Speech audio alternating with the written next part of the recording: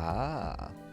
Welcome back, everybody. It is episode 5 of our first season of Rims of Our Lives. I'm Miko. It's good to see you. Okay, so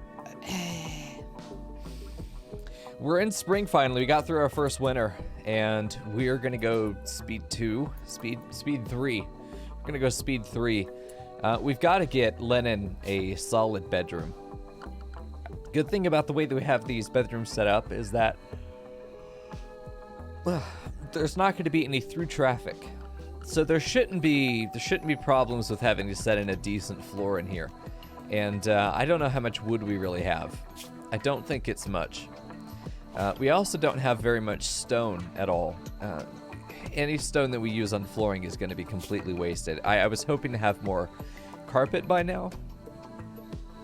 I don't think we have enough carpet in here. There's no way that we have enough cloth just sitting around. I think we might have a total of 14. Yeah. Okay, so that's not going to work. What we can do, though, is just a basic wood flooring. So his title requires a bedroom, and what that means is that it has to... It says there's no bedroom assigned? What? Is it just not good enough? In any case, let's add a floor because we know it's going to want to be floored at some point. We might as well make it now. Okay, we also have a couple other sculptures that couldn't fit in here, so we do need to get them placed. We need one in every room. One in every room. We'd ideally like to have good or better in every room. And I think we've actually satisfied. Each of these rooms has a statue.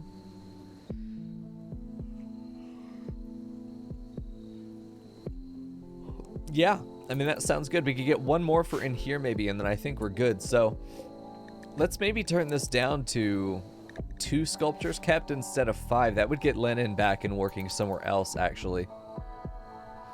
There we go. Glad to see you guys have been enjoying the the bubble chat. I've been enjoying it. Dude, look at our moods. This is great. We finally got over that first initial hump of trying to make sure that everyone is fed and that we have a rec room at all. We have more variety of recreation. We also have temperature control, which is a big thing that I think gets underrated. Having temperature controlled bedrooms is a big deal because the slept in the cold or slept in the heat and their bitching about the temperature is a big mood modifier. But we're also in a position now where the pawns aren't constantly tantruming at each other. We've had a lot of recent relationships come together. We've had some ritual stuff get done. I mean, things are going very well for the colony. I mean, I think even drastically well. We've been attacked several times, and all by the native residents of the region, and they don't like us being here, I'm sure, but they don't really have the choice anymore, do they? We actually integrated Villain, who was a tribal, but is now a fully fledged colonist. We respect her as one of our own, and I think that that's incredible. Because for this colony, these colonists are definitely like the British Imperials going into the New World, in that all of the native inhabitants there are problems. They're problems. Rather than being something that needs to be bargained with, or a group that needs to be bargained with for their land. The land is taken. That's what we've done here. Okay, so just remember a hack you can do if you want to harvest ambrosia automatically whenever it's ready is simply put a growing zone over it. Remove the home zone, of course. But put a grow zone over it. Disallow sowing and nothing will be planted there, but any plant that is mature will be harvested. You can do that same trick with berries. Agave is good. You can do that just generally around the base, then hide the zone. They'll automatically cut trees when they're harvestable. They'll automatically cut trees because they'll want to keep that area clear. This is a good thing that you can do in front of wind turbines, actually, because this will automatically prevent... well, your colonists will go out and deal with it, but it'll stop the trees from growing in front of turbines without having to manually pave it or do anything like that. You can keep that area. What a lot of players do is actually just grow plants in front of and behind of turbines. Okay, 29-year-old veterinarian named Pottage, what a name, is calling from nearby. He admits He profaned a peace ritual between tribals and the Hustlers, which is a hell of a name. Who the hell are the Hustlers? Oh, they're just pirates. Okay, so between tribals and industrial pirates. Interesting. All right, I'll hear you out. Now they're both chasing him. Begs for safety and offers to join us here at Akala. If you accept pottage, both of them will raid us in 3 days. Pottage. Veterinarian, I believe, gives a bonus to animals and medical. Which we could use a third doctor. We could use a third doctor. We are sort of at a population limit for myself. I generally don't want to go over 12. Hey, Signosis, good to see ya. I generally don't like going over 12 for Rooms of Our Lives because there gets to be so many pawns that I can't really focus on them. I can't give them quality airtime, if that makes sense. I don't think we do this because there are going to be so many opportunities for us to find and choose pawns. Mechanically, I don't think we should do this. Narratively,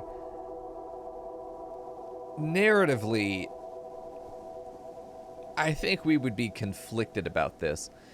Sure, he screwed over the tribals and he screwed over the pirates collectively by making sure that they don't band together. But do we want to make that our problem? Or do we go, oh, oops? I think we don't care.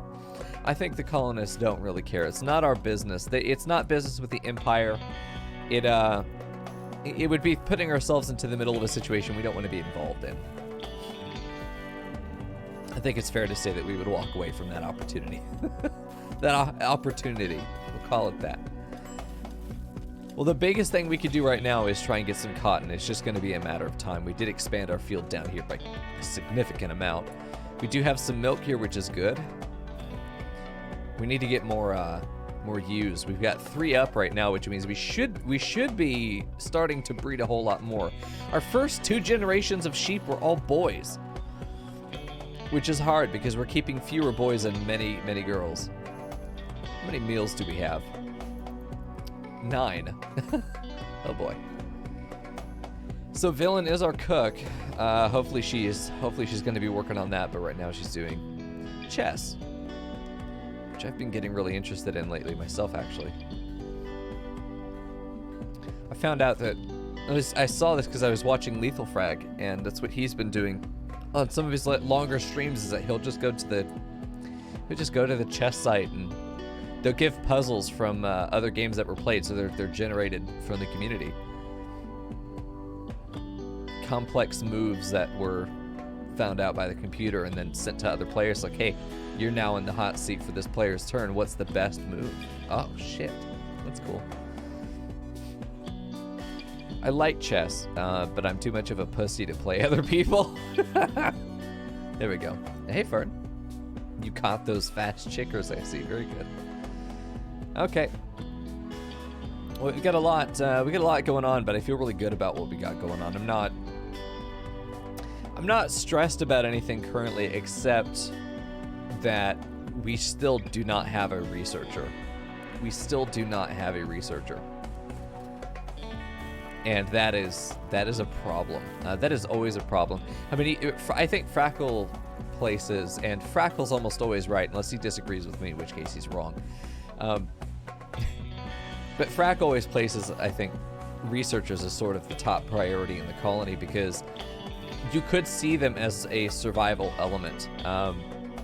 Sure, you need food, but that's taken care of by a nutrient-based machine. You don't need a job for that necessarily. You know, sure, cutting stone blocks is good, but it isn't necessary. You could get by with wood. Risky, but possible. You know, things like art, things like... There's not any other skill. You could really kind of get away without it. Construction being under 4 is a problem, but you can get that quickly. You know, you can make a decent enough builder in time. But if you're lagging behind in your research, then you are stagnating your development while increasing your wealth over time, and that disparity there ends up creating a lopsided liability in your overall power. Because your power and your wealth are very different. If your wealth is not giving you power, it's liability. So your cash and your assets. Let's do a little bit of RimWorld economics. You've got your wealth, which is sort of your cash, and you got your actual cash, you know. But all of this wealth, if it isn't helping you survive, if it isn't progressing your ability to deal with the curve of difficulty that comes from your overall wealth, because if you aren't progressing at the same rate or faster as far as your defensive capabilities, you're going to get run over. That's the problem. You have to meet that. And if you're not researching, then your options are very limited. So it's very important that you're researching as much as you can, because your tech advancement is one of the biggest indicators of your options. Invest in RimWorld crypto. I think we did. We did. We invested in Villain Coin. Dude, look at her. She opted to wear... She's got a light SMG. I really should give her a better gun if she's going to wear the Masterwork gun link with her one shooting skill. Honestly, though, the gun link is going to help so much with that. I think it just gives flat aiming. Yeah. Accuracy +3. It's really good. Really good. Obviously, it isn't very good defensively. It's just a headset. I do wish it was more compatible, because the headgear slot is it's all or nothing. You should be able to wear a gun link with other gear if it doesn't cover the ear, the mouth, and the other ear. Like if it doesn't occupy the same slots, it should be able to exist on the same layer. I thought the armor worked like that, but apparently it doesn't. You in Combat Extended, Grenadier, damn dude.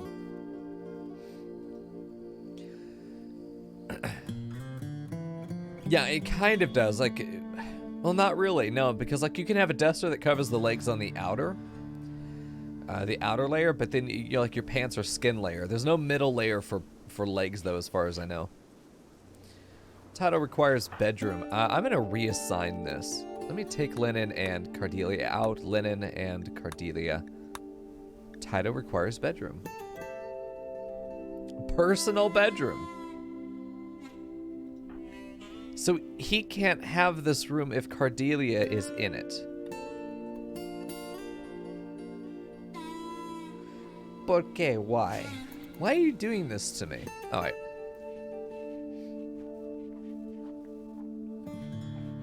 Here we go. Yeah, the vanilla expanded goggles. So I think the issue comes down to most helmets and most headgear covers ears. If we were to take a look at this helmet or hat, yeah, this covers head, left, right. So those slots are taken up. Let's see, the gun link itself takes head, left ear, right ear. So it's like a hat. It's a full-on hat, even though it doesn't really cover. It covers like forehead, left ear, other ear, but like it doesn't cover head, I guess. I just want to be able to wear a helmet and a gun link, because I think that having that is sort of a... I'm pretty sure there is a helmet type that has that open. Maybe. I just probably need to look for the right helmet type. Get everyone gun links? Oh, get everyone helmets and gun links? Very nice. That would be great. We've got our gas-powered lights in here now, too. This is great. We are, I think, researching a lot faster now. I think just consistently having 2 people at the table says man with 1 person researching. But I think consistently we're going to be getting 2 people at the research table. And that doubles our speed from, 1 to 2. Yeah, maybe something like the gas mask could be worn. It just depends. We'll have to see. Tatted apparel for feather. We can't change that. No storage space. That's unfortunate. We really just don't have the storage space. I'm going to look into warehousing out here. Jesus, more ambrosia. Okay. Thanks, Vorfinia. That's an old meme. God, that's an old meme. That's like a 1.5 old meme. 2-year-old meme. Jesus. Okay. We're going to go disallow sewing. Now, we will not eat the ambrosia. And yes, I see this, but I don't care.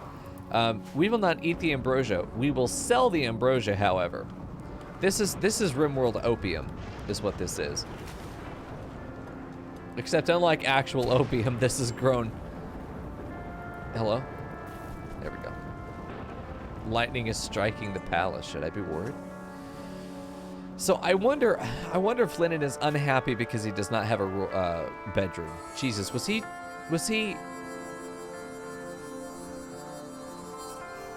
just now denied again? No. Okay. This is just going to take forever to get off his mood. Want acolyte-specific apparel, cape, shirt and tie, suit jacket, vest, top hat, beret, any prestige or psycaster armor, formal shirt. We should give him some boss equipment. Yeah, I agree. Yeah, no personal bedroom. This is kind of fucked, then. Because if I add Cardelia here, he has a problem with that. Are they... Hold on. They're exes? They broke up? Lennon and Cardelia split. Ah, that's why. It's not broken. They just don't like each other anymore. Cardelia, get the fuck out. It's only a decent room. She needs a minimally impressive bedroom. However, Emil and Villain, they're doing great. They're doing all right. He's got the penalty because they have history there, but they've been loving. That's great. Congrats. Yeah, he's had some. They've had some good times. Got some loving times too. That's why they're so happy. They're the only two in the colony getting their dick wet, dude. Oh man. Yeah, the visage mask might be pretty good Grenadier as a combination option. Let's add another statue or upgrade our statue. We do not have a excellent one, but we do have a good one. We could put a second statue in there. The most important thing is just making sure that we have that coverage there. Somewhat impressive. That's enough. That's enough for Cordelia to be happy enough with her room. Jesus Christ, dude. That's a lot of lightning. Hopefully it's not a... Jesus. We haven't had a siege yet. I'm so ready for YouTube to see the siege. Stop, please. Leave my base alone. It's gonna be good, man. We have that first... Oh shit, what's that? We're also short range too, man. We're not gonna be ready for a siege. We don't have any long range tools. We don't have the rank needed for salvos yet, which is knight. Oof, quite a ways away from that. These are other fetch quests, which we don't want to do right now. The artifact would be nice, but it's one of those things where we'd have to go out and actually grab it. I've also not done an artifact quest yet, so I don't know what it entails. And therein lies a lot of risk. Okay. I'm saving my permit choice, by the way, because this is all okay. It's not that great. The trooper squad fodder, I suppose, is nice, but I would rather just get the aerodrone strike and then immediately be able to call this one. It requires Praetor. I suppose we'll grab this one. But this is also night. I'd love to have the transport shuttle. Like, these are probably the two I'm going to buy immediately. Because oh yeah, fucking, dude, get it, Emil. The ability to go to a location then come back is so good. Even though we're not able to loot anything there unless the pawns have it in their inventory. Like, we can't take pack animals, we can't do a lot of things, but it does get us out there. Even if we walk back, it's fine. So it does, at worst, take half the journey away. But we'd have to walk back, which should also just end up being a problem. Okay. They're moving after a day, but what do they want? They need the medicine. 46 herbal medicine. I'll give it to you if I have it, but I don't. Then again, the anti-manporkism people can eat my ass, so... Amelia is the only holdout for that religion, I'm pretty sure. The other two have been converted, so... This is one of those things where we probably want to get her... We probably want to get her converted yesterday. Let's see, where's our church? We've got 8 days before we can try that again. Let me see if Rian could do it today. Yeah, let's do it. Let's do an initial conversion as soon as we see her up again, and just keep that pressure on, because even though she's isolated, she's the only person in the colony with that awful faith. She still can make issues with it. It's theoretically possible that if she were to focus on one colonist, she could probably flip them over to her side, and then we'd have actual issues. Hello, Emil. The only reason you'd be late is that you've been boning your girlfriend. You're the only person still in a relationship because Lennon and Cardelia just broke up. I don't think they seem that bummed about it. I mean, yeah, minus 27, but they're doing great across the board here. Cardelia doesn't seem that bummed by it at all. Yeah, he proposed to her. She denied him and they broke up. They're like, clearly this isn't going anywhere, so we need to just drop it. Yeah, couples in RimWorld falling apart is always really sad, because mechanically, having couples in your colony is extremely valuable. The got some lovin' bonus to their relationship is so reinforcing, but it's all, I mean, look at Emil. Emil and Villain, who boned just minutes ago, having a great time. Everyone else, they're surviving. The difference is, I mean, the plus 14, potentially like plus 21, let's be real, that they could get from boning 3 times a day, whoa. Okay, slow the fuck down there, Romeo. Or don't, actually. The great mood boost is something that we want. We want that. Amelia asks Rian how he's doing. I think Rian just walks away. Did he actually say anything in response? Nobody ever wipes their feet, so here I go cleaning more dirt. Bitch, it's all dirt! What are you talking about, you absolute fucking idiot? What? Got some lovin' times 5, oh shit. Wow, Emil, fucking teach me your secrets. I would love, this is one of the most important researches, right? Microelectronics. We can build a proper laboratory with 2 advanced research benches in it, convert this to a proper fucking bedroom, build a hospital, build a research laboratory, build a few workshops for tailoring, convert that into a bedroom. Like, there's a lot of shit I want to do with our sort of industrial revolution of the base. Easy. The secret is suck fuck. It is. You're not wrong. More food coming out. And I feel like we've actually overplanted, but that's because I'm kind of on a Hail Mary that we're going to be able to sell this food off. That's the plan. Because once we get all this other stuff out of here, we'll be able to fill it up with food storage. And if I absolutely have to, we can make a food silo. We can do that. We can like dig this out and just create a room full of food, and just store it here as a very low priority, as sort of an overflow. Let the haulers bring stuff in here as a normal priority, and then we cook with it. Maybe make these 2 bins the highest priority so they stay full. There we go. Because that's good. Because somebody can be standing right there and cook, and it works out very well. Graveyard's cheaper than a hospital. I disagree, because the graveyard doesn't gain vacancy. Hospital gains vacancy over time. All right. I mean, things are going well. It's been so long since we had a raid. Like, seriously, it's been so long since we had a raid. This was a Manhunter event. It's like, it's been 2 weeks since you talked to me. Day 35, it is currently day 61. We've almost gone half of our current game without being raided, and Villain right here on the map edge is fucking terrifying. Ancient lamps, I'm pretty sure, aren't very good, but they are free light sources, eh? I wonder if any of that stuff would be worth keeping. Maybe breaking that stuff down for, oh shit, yeah, steel tables? Maybe.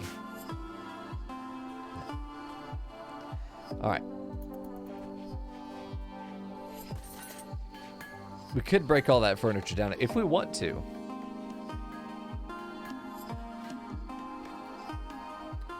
We're getting so close on this now. I mean, we've been waiting for it for so long, the microelectronics, that we'll be able to put the comms console right there and finally start getting some trade ships. Be so nice.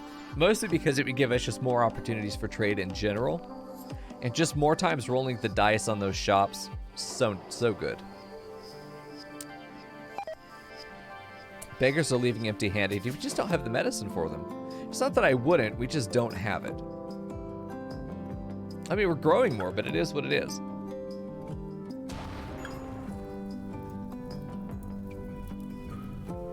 That is an event. We are not under siege, but we do need to wake people up. Because that could be, that could be colony ending if we lose this building. I don't know about colony ending, but yeah, it'd be rough. And the end of spring, losing your kitchen's not the end of the world.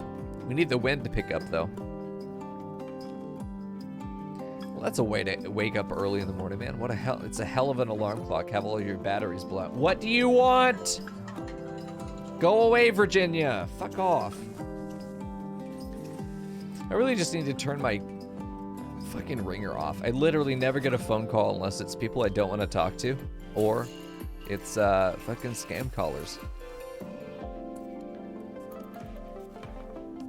It's 99% of all phone calls are just spam calls. Now, what was that explosion? There was a subtle screen shake.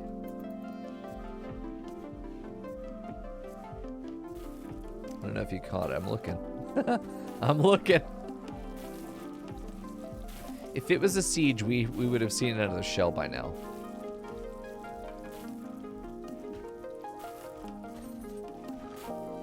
Yeah, okay. I'm so I'm so ready for the siege to show up. I'm expecting it. Amelia flirted with Lennon by jokingly poking at his courageousness. He did not respond. The man is single, has a lot of power, and he's kind of ready to mingle. His relationship with Amelia is not great, though. I don't know what... Is she... Really, Amelia's just been a bitch this whole time. And all of a sudden, she considers him her friend, but he considers her just an acquaintance. I don't know about that. I feel like her motivations are never pure. Nothing she's ever done has been pure. Except maybe her relationship with Feather, who somehow is like friends with everybody. Best friend with Lennon, then like, dude, look at this. Everyone she's talked to, except Emil. She doesn't like Emil or Seabat or Villain. She is tribal Neo-Zen.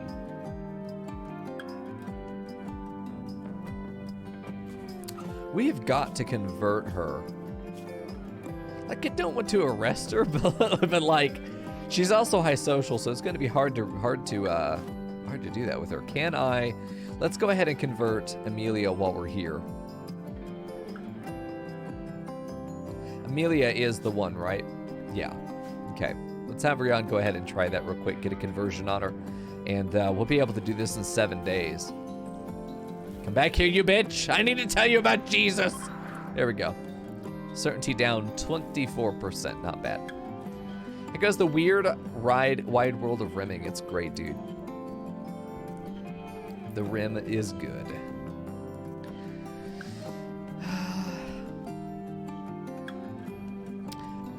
I think we're doing really well. We could strip her. We just wouldn't be able to put anything else on her.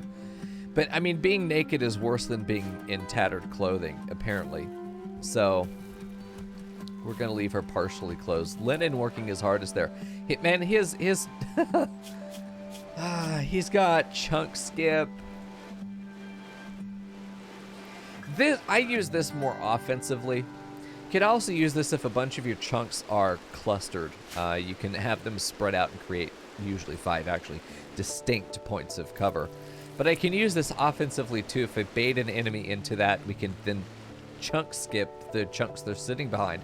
Suddenly they're not standing behind cover at all, and then run in and get them. Could be good. Yeah, like you got tattered clothing and you're practically showing everything anyway. Like you're barely being held together.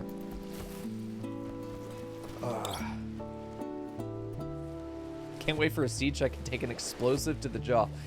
Emil, you got 10 big balls. Gambling with your pawn like that. Taking an HE explosion to the face is that's manly as fuck, dude. The no storage space is an option. We could use this as storage space, but it would really lower the value of the rec room. And I suppose we could build. I feel like we'd want to build. We have the 600 granite, apparently. I didn't realize we had that much granite. Yeah, we got all of this granite converted pretty quickly, I think. I do think that building a copy and getting another option open for stone cutting would be good. I'm going to suspend the sculptures because we have them. They're there. We have a good one, a normal, and a normal. These can be sold. Honestly, they can be sold. And I think it's time for us to expand our productivity. I think that's something that we need to do. There we go. All right, I'm gonna go ahead and start a prediction for you guys. I'll leave it open for 10 minutes. This is gonna be a long-term one. It'll be settled at the end of the stream. So for you guys, we're here sort of on the early side. The prediction is, will we survive this episode? We haven't been raided in a very long time. So put your knives down as to whether you think we're going to die tonight or not. Whether you think we're going to survive. Yes is we're going to survive. No is we're not. We'll see. You got 10 minutes to get your knives in there. Rian reaching level 4 and shooting. Who is in combat? Oh, shit! Uh-oh. We might be losing Rian. Yeah, I wish I had noticed that a little bit sooner. We have to mount a rescue. There's no way we don't. There's no way we get away with not doing this. We have to. I also think we open up with the. I think we open up with a fat drama mode. All right, Rian is already in combat. Can you stop, please? Okay. I think they're going to attempt to kidnap Rian if we do not get over there very quickly. Just skewed your vote a little bit. Let's see if we can bait some people in there. I think the biggest risk here is Rian gets taken, which is a bad thing.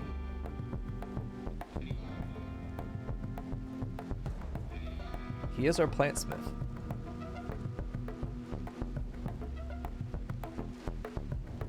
I think we do just go after, because I think however many people are here in this raid. Yeah, however many people are in this raid, I don't think it's enough that we're so far away. Rian's down. Let's just see if they choose to kidnap. Feels very likely. Rian is over here looking around. I think we're getting Rian's vision now. Arctic Wolf 3. This is a friendly Arctic Wolf. What the fuck? And it fucked up Tulsa here. This guy got shot. Again, getting raided by tribals, by the way. This is another tribal raid. It might only be 3 guys. We have other Arctic Wolves over here, too. These guys just joined us. Of course, it won't tell us.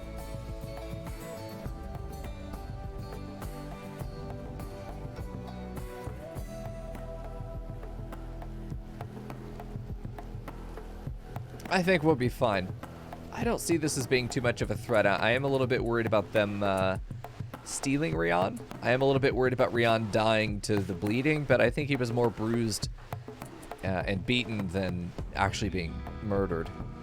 Also, there's no guarantee that there isn't another set of raiders somewhere. Having this guy go up around north is a huge mistake. We can do triage on him when we get down there. Yeah, so here's what I think happened. These animals spawned naturally and joined us. Just wild wolves join. This is only 4 tribals. It's not worth drama mode. No. We'll get through this easily. At least that's what we know of. The beginning of their assault. We're probably going to have to... I want to get close. I want to get close and aggressive because there's a decent chance that they try and kidnap when they get near him. We want to be in a position to support. Yeah, they are. So we want to move forward. We want to kind of now it's time for this. We want to get down there. We've got to run. Big thing is that Emil, who is of course 10 million years away, has got to try and get after Hummingbird. Actually, Emil, take this. Lennon, who's right there. We're all probably just going to have to chase him down. Just see who's close. and just do this. Just run close. It's going to be a little bit risky. Cardelia is going to want to probably go there.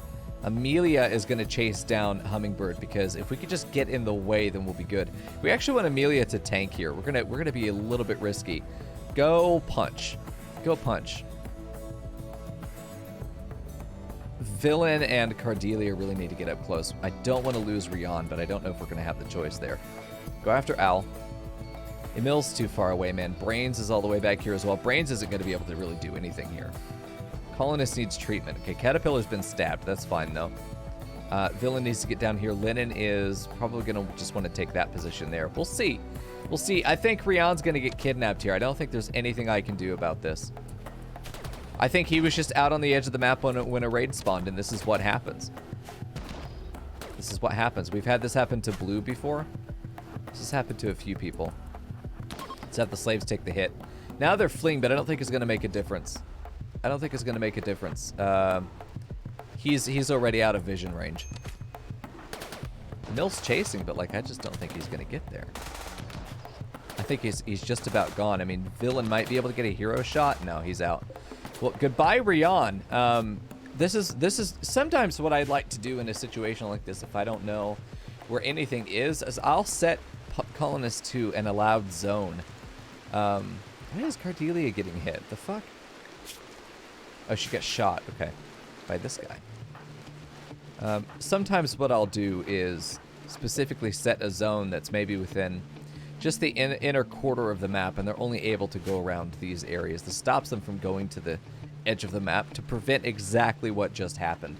If you're just out here fucking around and then a raid shows up, especially because I'm not going to see it before it actually becomes a problem, this is unfortunate. There will probably be opportunities for recovery, but it's interesting that now there has been real blood. There's been real blood. There's we have lost something at this point, and we've lost Rion, which is actually really unfortunate because he's our main plant smith. Now that's assuming he survives the road, and we will not know. We have to figure that out as to what we're gonna do with him. Hopefully we get a rescue opportunity in the future. Save the pupper? Oh fuck no. No, they're getting slaughtered. Absolutely getting slaughtered. There's no way we keep them. There's absolutely no way we keep them. We don't have the meat income to be able to keep them happy. No. Cardelia, by the way, gonna die in 14 hours. She'll be fine. It's also not guaranteed that that was the only raid. So we'll see. Suspicious fire. Yeah, I hear a crossbow. Someone's attacking an Arctic wolf too. We are not done, guys. Now it's time for drama mode. Now it absolutely is, because I don't know what we're looking at. This fire right here is someone getting after the solar generator. Some of our traps have been triggered. Yeah, those at the top. So they came from up here. Or they probably came from right here and went like this as opposed to over here, which would wrap around and hit this one. So knowing which traps were hit, yeah, they came from right up there. And there could be more. This Arctic wolf is actually going to help protect us. No, we're gonna kill him right after this. Yeah, we need everyone in. We need everyone back in, and this is going to be what it is. We're probably going to lose a solar panel. Amelia going from the fucking top, of course. Amelia, go to the south and then just get the fucking here. Stop going the worst possible fucking direction, please. Just once. Just once, don't go the worst possible route. There we go. I don't know that we're going to be able to save the solar panels. The rain's going to put the fire out, but they're going to be able to punch these guys down. I think they killed the Arctic wolf, by the way. Okay, Lennon, you're going to go right there. This guy's got a longbow, but we've got a rifle there. He missed that. Hopefully he goes after Arctic wolf. Brains, get up there with your LMG. It's right behind this. Raven shot down immediately. Good shot, Lennon. Jesus Christ. Oh, he missed that shot. He's going to die for that. He's going to die for that. Let's get up into that position. Lennon should be able to get a shot on him. Missing, though. Jesus. C-Band, go punch him. Cardelia really needs to sleep. Our wolf up here, actually, they stopped attacking these just in time. This had 23 HP left, and they walked away from it. Wow. Okay, C-Band, get in there and punch that Cardelia. I think, honestly, I'll just go to the hospital, but This might have only been 2 survivors up here. There's that crossbow we were hearing before. The wolves have actually been really handy. There we go. I would rather Brains face off. Really, the smart play is to have Brains punch to avoid this. He missed. I didn't expect him to miss. And Brains gets a headshot. Very nice. C-Band, get right there and then punch. Stops him from being able to shoot anymore. And Porcupine's up here. Arctic Wolf being fucking useless, of course. Fuck's sake. Cordelia with 13 hours is going to want to probably get right up in this bedroom, actually. She's going to want to go there, unforbid this. Cordelia is then going to go there and have cover against him, but have, we're going to be able to flank him. Emil's always in the worst place possible. Why is he so fucking slow? Why is Emil always in the back? The scar on his leg is not that bad. Caterpillar taking in one of these guys. Amelia, useless. And that's everybody. Okay, yeah, like 5 human corpses coming in is not enough to say that we're going to be able to keep dogs for a long time. Come on, Granitude. The economics are very simply laid out as not viable. Come on. Okay, C-Ben, keep punching. More punch. There we go. Now they're fleeing. I think we can still get Porcupine. Probably should have Lennon run up forward. Cordelia going around. I really want her to be near the hospital. There we go. Good job, Villain. Great hit. He's only got Pyla, so it's not going to be great for him. He's fallen back to a different position. I don't think he's going to make it. With him getting flanked and now he's out in the open, look how great this is. We invalidate his cover position, and the AI says he has to go look for a different one. He might take cover there. I wouldn't be surprised. He might actually just be fleeing. Emil go chase him down. Villain, get on the other side over here. Lennon, go take that corner and be able to pursue Cordelia, take that corner. He won't have any way to attack us where we can't see him. Okay, no. Brains can get right there. I don't think he's going to make it. Death of Arctic Wolf 3, that's fine. Porcupine's down. So we might be trading here. He's lost a leg. Death in 3 hours. Ocean Lover, great memory in Iron Stomach. Great memory is fine if he gets skills over 5. He is a plantsmith. We put him to work in the fields. 17-year-old archer, Porcupine, lost a leg. Where did he lose it? Was Emil? Emil chopped his leg off. Just fucking golf swinged his thigh. Jesus. Well, that's a problem for you. And an opportunity for us. Okay, Cordelia needs to go to the hospital. Lennon and Mill need to go to the hospital. Who's my other doctor? It was Rion. I have only one doctor in the colony. Wow.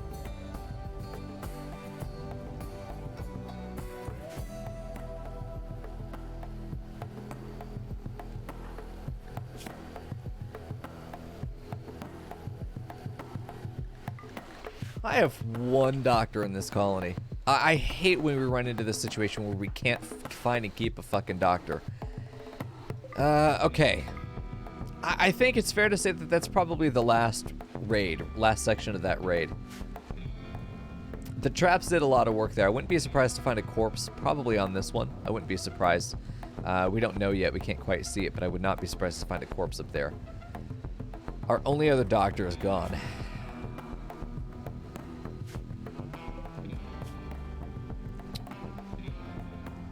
We need somebody who's going to help work the fields. We could use a third slave. Porcupine would make sense, especially as a tribute. We could do an execution of him as a sign to what happens to people, but we could also extort him. I think that we want him alive because he's going to be able to give us information. So let's have the next best doctor, which is, I think, Villain. Medical 3. Jesus fucking Christ. Villain is going to patch him up. First aid. That's it. We're just going to try and... No, you know what, Cordelia? She has 12 hours. He has 3. She needs to stop that bleed. So we're going to have her do in immediate tend. Everyone else is off the case there. Fucking Dr. Bwet is in the house. Whoa, he got up again. Mother, how many times are we going to have to teach you this lesson, old man? Punch him. There we go. He's down again. Sir, I'm gonna have to ask you to stop restraining. Holy shit. He actually just fucking stands up with his one leg. She stops the bleeding, and he's like, thanks, bye. Where's he going? Nowhere. She just fucking sweeps the other leg, and he's back down again. I think this time for the count. 7 hours now from that left arm, what happened here? Cordelia shot him enough that it almost blew his fucking arm off. The charged SMG is not to be underestimated, I think.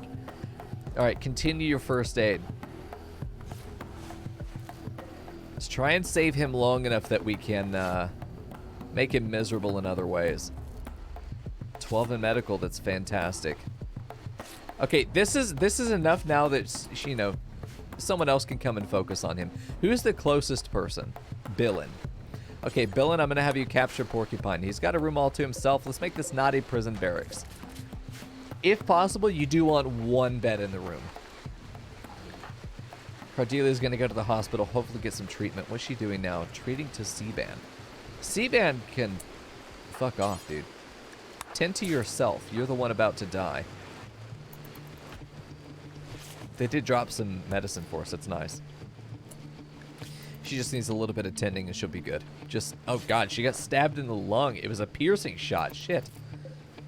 No, she's going for Porcupine again, this time with more medicine. That's going to be good. Hopefully he avoids the infections.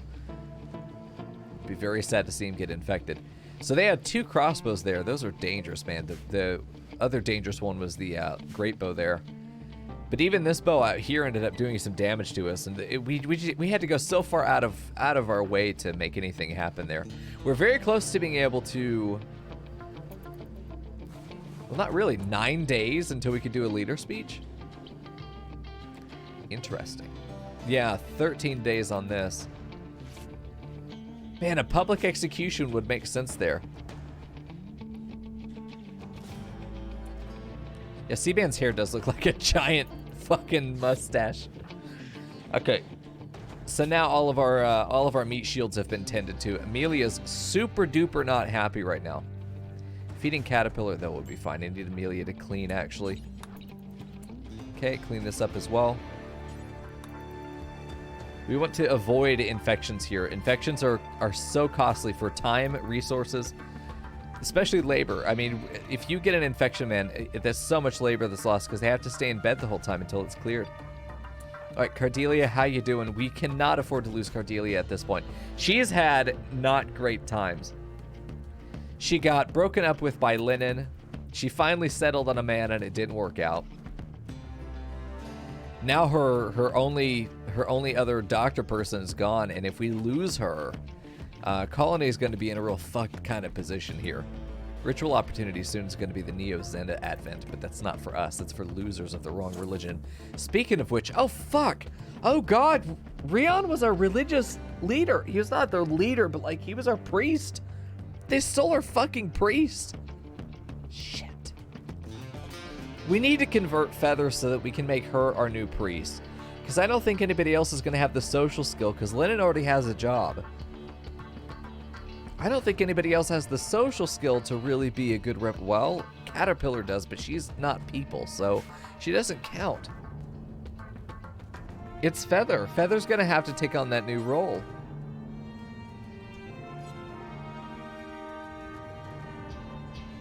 But she's still got the paralytic abasia here. 12 days. God. It's taking time. At least they're doing small talk with her. Like, she's not happy, but like, she's not in a terrible position. No, Rion, you got fucking scooped. Your DPS cube finally popped. Your dumbass was running around down here for some reason when a raid spawned. What is... Oh, yeah, there's a trade animal on the map. We need to go check that out. Who's our best animal person? Was it also Rion? I would not be surprised. Emil's good. I trust Emil to be able to run out there on his own. Yeah, we want to spy those animals if we can. I can't actually look at its inventory until I get someone out there, but this is a wandering trade animal. This is very good. If we can tame it, excellent. If we murder it, also excellent. But it has a portion of a shop's inventory on it. Oh, there are more than one. Very nice. All right, what you got on you? 14 silver, components, glitterwold meds, gold. These are all valuable. These are all valuable. We are going to grab... Yes. We're going to do this. This stuff is too valuable to leave out here. Let's take a minute for them to get out of here. There's really no storage space, but we could fix that for a minute. If we take one of these sort of unused rooms, this can be a storage room. We can set this up as sort of a backup room. Just a stockpile room, that's it. Let's set it to low. We want to fill up the other one first. We need to get proper storage space, which is going to be the next thing that we do. Okay, you guys are going to do a drafted hunt as soon as you're all out here. Okie dokie. Quest available is the Settlers of Fortune. That's a lot of men. That's not happening. Nope. Especially for these rewards. I mean, high value, but not useful. Okie dokie. This could go very wrong. Nope, that went very well. Very good. Okay. Let's get up here. Yeah, fuck that turkey. Caught in the crossfire there. These guys are gonna... Oh, shit. We also... Oh, shit. There's also a defoliator ship over here. We can deal with this, though. Depending on what's inside. Oh, shit. We also have mechs. We're not ready to deal with this, but now we know it's here. We did not know this was here before. We had to actually come out and see it. There we go. Okay, so you guys are off the hook now. We just want to make sure all this stuff is taken, and I do want to make sure that this and this get urgently hauled. Everything else is kind of like, cool, get it if you can. The most valuable thing are those components there. The 14 silver is kind of not worth it. We also fucking murdered Foop for no reason. This is a bit scary. We are not ready for, we're not ready for mechs. But that explains where one of our raids came from. No, that was just one of those raids. It is the same time as the one that stole Rion. Shit. It's a shame that we didn't have the raiders go after the defoliator ship. If it had been activated somehow, yeah, they would have fought the mechs, but it didn't happen. So we have this prisoner. I need to go and check on him, have someone go in and look. Maybe C-Band can. There we go. Porcupine, I need you to be converted. Convert your religion. Anti-Morporkism is common in the tribals. It's a terrible religion. Terrible. Compared to ours especially. There we go. Chatting it up with Feather. Trying to keep things okay. We're in a prickly situation having lost that colonist. He was a plantsmith. We desperately need him because now we don't really have anybody who's going to be able to take this field. You found the reason behind the subtle screen shake. That's right, actually. We were like, what was that? Oh, yeah, that was the defoliator ship landing. And that's the beautiful thing about it is it's like, you probably should investigate that further. It's like, it's not nothing. It's something caused that, but like what? There wasn't any thunder at the time. It wasn't a mortar, because nothing followed it up. It wasn't a zit event. What else could it be? A boomalope explosion? I don't know. Go look for the fire. It's one of those things where you should really look at it. If you've seen something's happened. God, Rion was our second researcher too. Rion was so fucking valuable to the colony, and now he's gone. He's gone for now. We're hoping that maybe at some point in the future we get an opportunity to go rescue him. That would be incredible. We are looking for people now. Do we have people who patrol the perimeter? I've seen that. I saw that recommendation on a YouTube comment as well. It's not realistic. The answer is no, and we won't either. There's absolutely no benefit to doing that. The loss of labor is too much. What needs to happen is we need to set up actual scouting opportunities for ourselves. Inspector chickens that give vision around them as long as you keep them fed are really good because they just consume rice. Putting up more security bells like this, as long as they don't run over the center, they'll be seen if they're there, but I still have to physically have my camera over them to be able to see it. So it doesn't actually work that well. The biggest asset we're gonna have, which is why I'm hoping to get this research done, is that once we have the comms console, we're allowed to use this radar, which all of the entities will look the same. So enemies are gonna be set to a neutral color. I think they're just gonna be set to red. Maybe I'm gonna set them all to like purple. Wildlife is different. I think wildlife doesn't get shown. I had this set a different way there. Prisoners are shown the same as everyone else, but like we don't even show their directionality. We just show enemies are there, prisoners are. I had this set a particular way, where basically all these guys are magenta. We don't show any difference between the hostiles and the friendlies. Can you fuck off, man? Thanks. So we don't know if, yeah, colony animals are just going to be dull there. We'll show that. Where we don't actually show the wildlife, I'm pretty sure, is the way that we do that. Show hostiles. Show, not prisoners. Well, no, show prisoners. There we go. Okay. I was playing with this before, but yeah, those are our settings for this. And this is going to give us, like, we don't know what's on the map. We detect, but we cannot identify. Once we have the comms console, we have that radar up, so we'll see when things enter the map. Colonist needs rescue. Feather. Feather, get back in your bed. Cardelia, what are you doing? You need to, oh, you don't need to rest. You're fine. You're not infected or anything. Let's check on these, by the way. Did you guys get infected? Jesus Christ, Steban's having a bad time. They're fully healed, in fact. There were in God, what was that mod? It was so cool. Preemptive Strike. What a great mod. I think it's been resurrected, I'm not sure. But with Preemptive Strike, there was a job that was effectively patrolled perimeter, but it would give you a forewarning. You'd get a notification saying, hey, there's a raid coming. You can see the countdown until their arrival if you scouted them. You needed to have watchtowers and other detection mechanics built into the infrastructure of your base that would allow you to detect the incoming raid before it arrived. You could even negotiate with them before they arrived, and it's something I'd love to incorporate, but I can't guarantee that it's compatible with Fog of War, because I would want to get notification if we scouted a raid. That's the only time I would want to know that it was coming, you know? And then I would have pawns dedicated to scouting, because it would be one person's full-time job. And that would be a great job for someone like Lennon, who really doesn't do anything else except art. If we don't need him to do art, what the fuck does he do? Not very much. God, we can't do our ritual now. We also can't do any soft conversions. Oh. You know, Villain with her gun link, I really would like to give her a hunting rifle, but she just doesn't have the skill to warrant it. What we need is a trader. We really need a trader. We haven't been able to do any deals for quite a while. And no trade is going to definitely stunt our growth.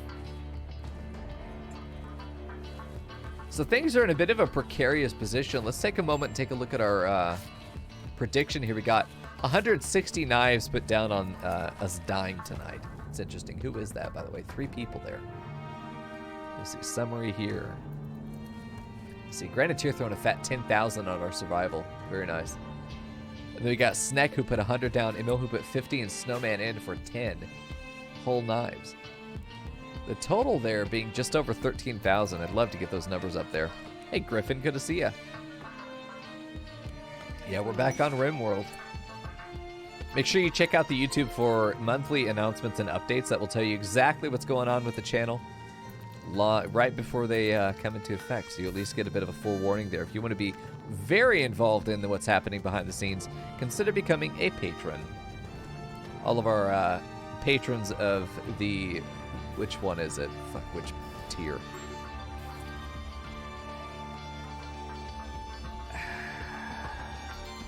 Sponsor tier and higher can join us in the State of the Stream meetings, which if you've been here before, you know what State of the Stream is. We did it every 3 months or so back in the day. Now we do it monthly, but we do it privately. Exclusively for those patrons. Slave Rebellion likely. I'm gonna just fucking chop off their legs. Every time they rebel, just give them a peg leg. That's kind of where I am. Paid weather controller. Depending on the weather, this could be good. Except the rewards are shit, so there's really no point to it at all. Foggy rain and 5 man-hunting beagles. I'd have to go out and caravan for it. That's even worse. That's kind of like check every box of making me not want to do your fucking quest, because I have to caravan. Nope. Yeah, we've got to get this person off of bad religion. It's causing a lot of friction there. Amelia is just always going to be unhappy because we can't afford to be charitable. We just can't. Ritual opportunities for the wrong religion. We've already done ours, which is a disco party, by the way. Jubilee of Minalis is, yeah, 37 days. It's basically Christmas. But we don't pretend that it's for anything other than corporate, you know, corporate profits. I need to reinstall this one. And I think I put it back there. We've had a number of raiders that try to go back into this area. This would be great for cutting their legs off as they try to pass by. That's a great position.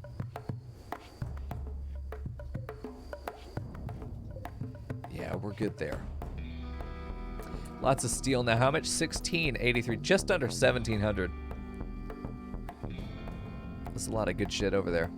We've also got all this ambrosia out here. I have seen wild animals get addicted to that shit. Just so sad when it happens. Bunch of wool, bunch of sheep. Look at all these sheepies. It's like everyone has their bunk leader. They've got like a bunch of kids with them. It's fucking camp. There we go. Interesting, Granitier. Nice, thanks for digging into that for me. The preemptive fork. Preemptive strike is forked for 1.3, which is good.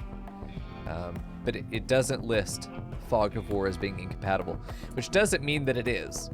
And I think that using the two together is a pretty natural harmony. I'd have to do some testing with it to see if they really are. But preemptive strike is something I think has always added a really nice feature to the game, where I think the raid just kind of showing up on your map has always felt a little bit, I don't know, felt like it could work a little bit better than that. There we go. Looking good. I think the Fog of War mod I'm using is new to 1.3 or 1.2. I don't think it's the same Fog of War mod as the 1.0 release. I'm liking ideology. Fucking love it. It's everything I was already doing with house rules. All of my house rules for Rooms of Our Lives pretty much went vanilla, so I can't complain. I swear to God, Ludian just watches the stream. He's like, yeah, no, that's a great idea. Let's make that vanilla. Over and over again. So it keeps happening. This guy's got to get moved, but we don't have space in here for bodies. We're not really butchering either because we haven't needed to. So why aren't we cooking all the time? Are we satisfied? No, we have no meals. What is Villain doing? Harvesting hill root. We do need help in the fields. We do need help in the fields. It's not something that we can, Jesus fucking Christ. Stop! What do you want? Motherfucker, you called me. Say something.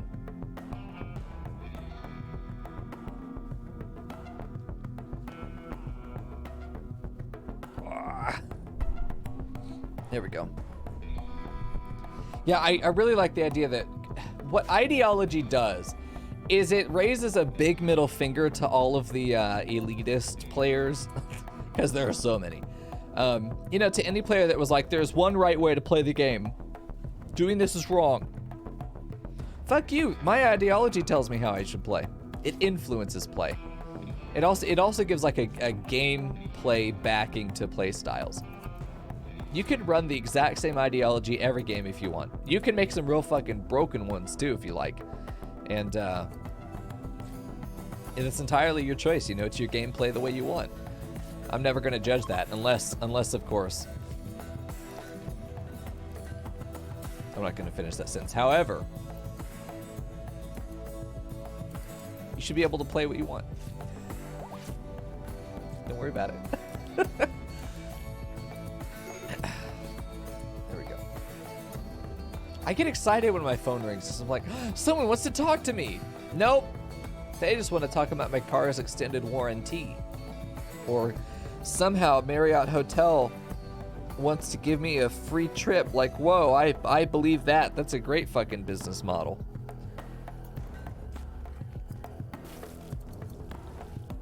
There isn't a right and wrong way. The fuck are you talking about, Granitier? There isn't a right and wrong way to play the game.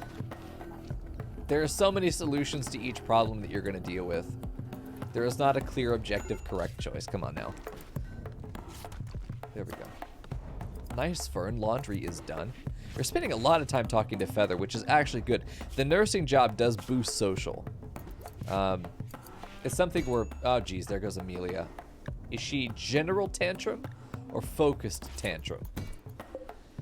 I don't want this getting destroyed because it costs us components, precious components. You know what? I think this is a perfect opportunity for Lennon to actually arrest her.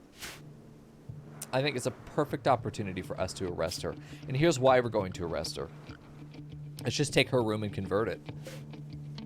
This is Amelia's. We're just going to mark this for prisoner. She'll get her own room, but she's not going to be allowed to leave it. We do this because we need to convert her religion. Mechanically, this is a great opportunity, but narratively it makes sense because she's been a problem for a while now. There we go. Perfect. Get her out of here. Save the machine.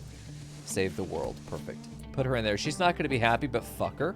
She's kind of a pain in the ass right now. So we're going to set her over to convert, force convert her religion. She has got to change her mind. You have got to change your mindset if you're going to make it in this colony. So we're going to force her to change her. We're going to give her some unsolicited therapy, also known as re-education. And I think that's going to work. As we pass by, Aldo, who is currently bench pressing this gigantic, thunking, chunky pig, we're going to go trade with him. Tempted to sell some sheepies for cash. Our current ideology is using the fluid setup, and we have, I'll show you. Let's see. Oh, God. They're art books. Fuck. Ah. A field hand. Whoa. That could be good. Coagulator for Emil. Oh, we're selling sheep. We're selling sheep. Do I have another adult ram? I have 2 baby lambs. Male. I have 2 male, okay, rams. We can sell 1. I'm not selling Coco. I'm selling the Glitter World meds and the plasteel. Fuck you. I'm really tempted to buy blueprints. They're gonna give us $900, so we've got about $1,100 to work with. A fucking coagulator. He's already got a healing enhancer, but I'm not sure if these are compatible. I don't know if I can have both healing enhancer and coagulator. We're gonna turn him into the fucking Hulk. It's gonna be great, dude. God, the feel hand would be so nice, though, for villain. I feel like she'd appreciate it, too. Maybe not villain, maybe somebody else. Give it to a, give it to one of the employees. God, Word of Trust would actually be really good. Holy shit, Word of Trust would be nice for recruiting. Speak to the prisoner while using psychic suggestion to reduce his resistance to recruitment. This can only be reduce a prisoner's resistance, but cannot recruit him. I think it should be able to reduce their will as well. Ah, man. A Word of Trust is so good for just skipping the recruitment phase. Have I tried out the Gorillion tree? Yes, I have. It's interesting. We'll have to do a playthrough. I want to do a medieval elf playthrough where we do like tree harmony and we do the Garulian kind of content. I feel like the coagulator is such a good call. If your melee boys are going to die, it's almost always going to be to excessive bleeding. Coagulator and healing enhancer means that Emil is back in the fight quickly. This is such an immeasurable value to us. I can measure it. It's too expensive. Shit. I might need to sell another sheep. Just 1 baby. We don't need another baby male. This guy's gonna grow up and get butchered anyway. So let's go ahead and get rid of 1, maybe 2, maybe all 3. You just keep the females. I think that's fair. Then we only lose $80.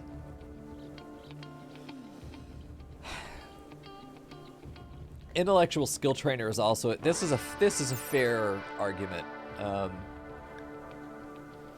Given this to Cardelia, because she is our researcher at this point. She's just not very good at it. I could uninstall some sculpture to get our money back.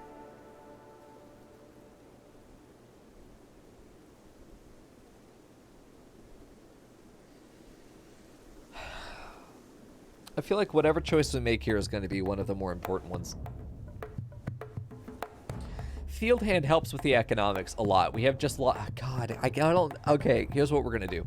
We're going to take this deal because the coagulator is extremely valuable. They're not tribals, are they? No. Okay. If they were tribals, could be good. Cannibals who worship trees. That sounds good, Arcania. I like the idea of the fluid ideology. Speaking of which, this is it. We went with just a random. I always do random ideology. So the way that Rims of Our Lives is, basically we're either going in with a dedicated theme, and I've already preset everything, or we're going in with everything is random, and we're going to discover the story as we go. This first season, that's what we've gone with. And this was completely random. We went with just a collectivist society, and we've upgraded it to free love, man.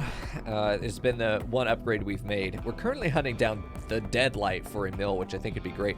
I know this is the story of two brothers, and it does seem to continue to focus on their story, because these are probably the two most prominent members of the colony as far as things that we're talking about. We're really focused on them building up a mill as this absolute fucking beast. He's nimble.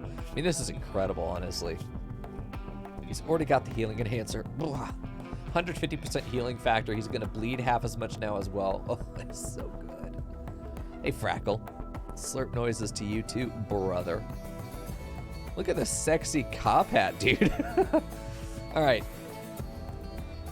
Okay, damn, dude. What do I want to do? What do I want to do? I think we uninstall some statues. Normal statues too, because we can replace them with better. We can do better than normal. So let's do a quality control. We need to get quite a bit back. So let's be real kind of strict across the board here and make sure that we're getting all of the normal ones have got to go. Gotta go. Gotta go. We will reconsolidate as needed. Normal ones have already been sold over here, but that needs to happen right now. Brains needs to go and install. This needs to happen before they leave. In fact, I'm going to go ahead and just recheck everybody. And if anybody is able to uninstall, that'd be great. It doesn't have to be carded anywhere. We just have to actually turn it into the item that can be transferred. And I'm pretty sure that's it. So Lennon, go trade before they run. And let's see if we can get some money back here. Lots of statues to sell. I think we're going to just make it. There we go. We're going to get all our money back there. I think that we get both the field hand and about 400 bucks. That's nice. This is the deal that we're looking for. This is the deal that we're looking for. We have enough to also get Word of Trust. I'm going to do it. I'm going to do it because there are going to be several instances where we're going to be trying to recruit, and being able to just snap our fingers and immediately make that happen is, I think, too valuable to miss. Use Side Trainer to learn Word of Trust Psycast. Yes, he should be able to do it. I'm pretty sure it's a tier 1. Psylink level 1. So we are authorized to use this in his current rank, which is perfect. We're not going to use it on Porcupine because he's going to be converted and then enslaved right after, which is going to take a while to get him there. But then behind that, we also have the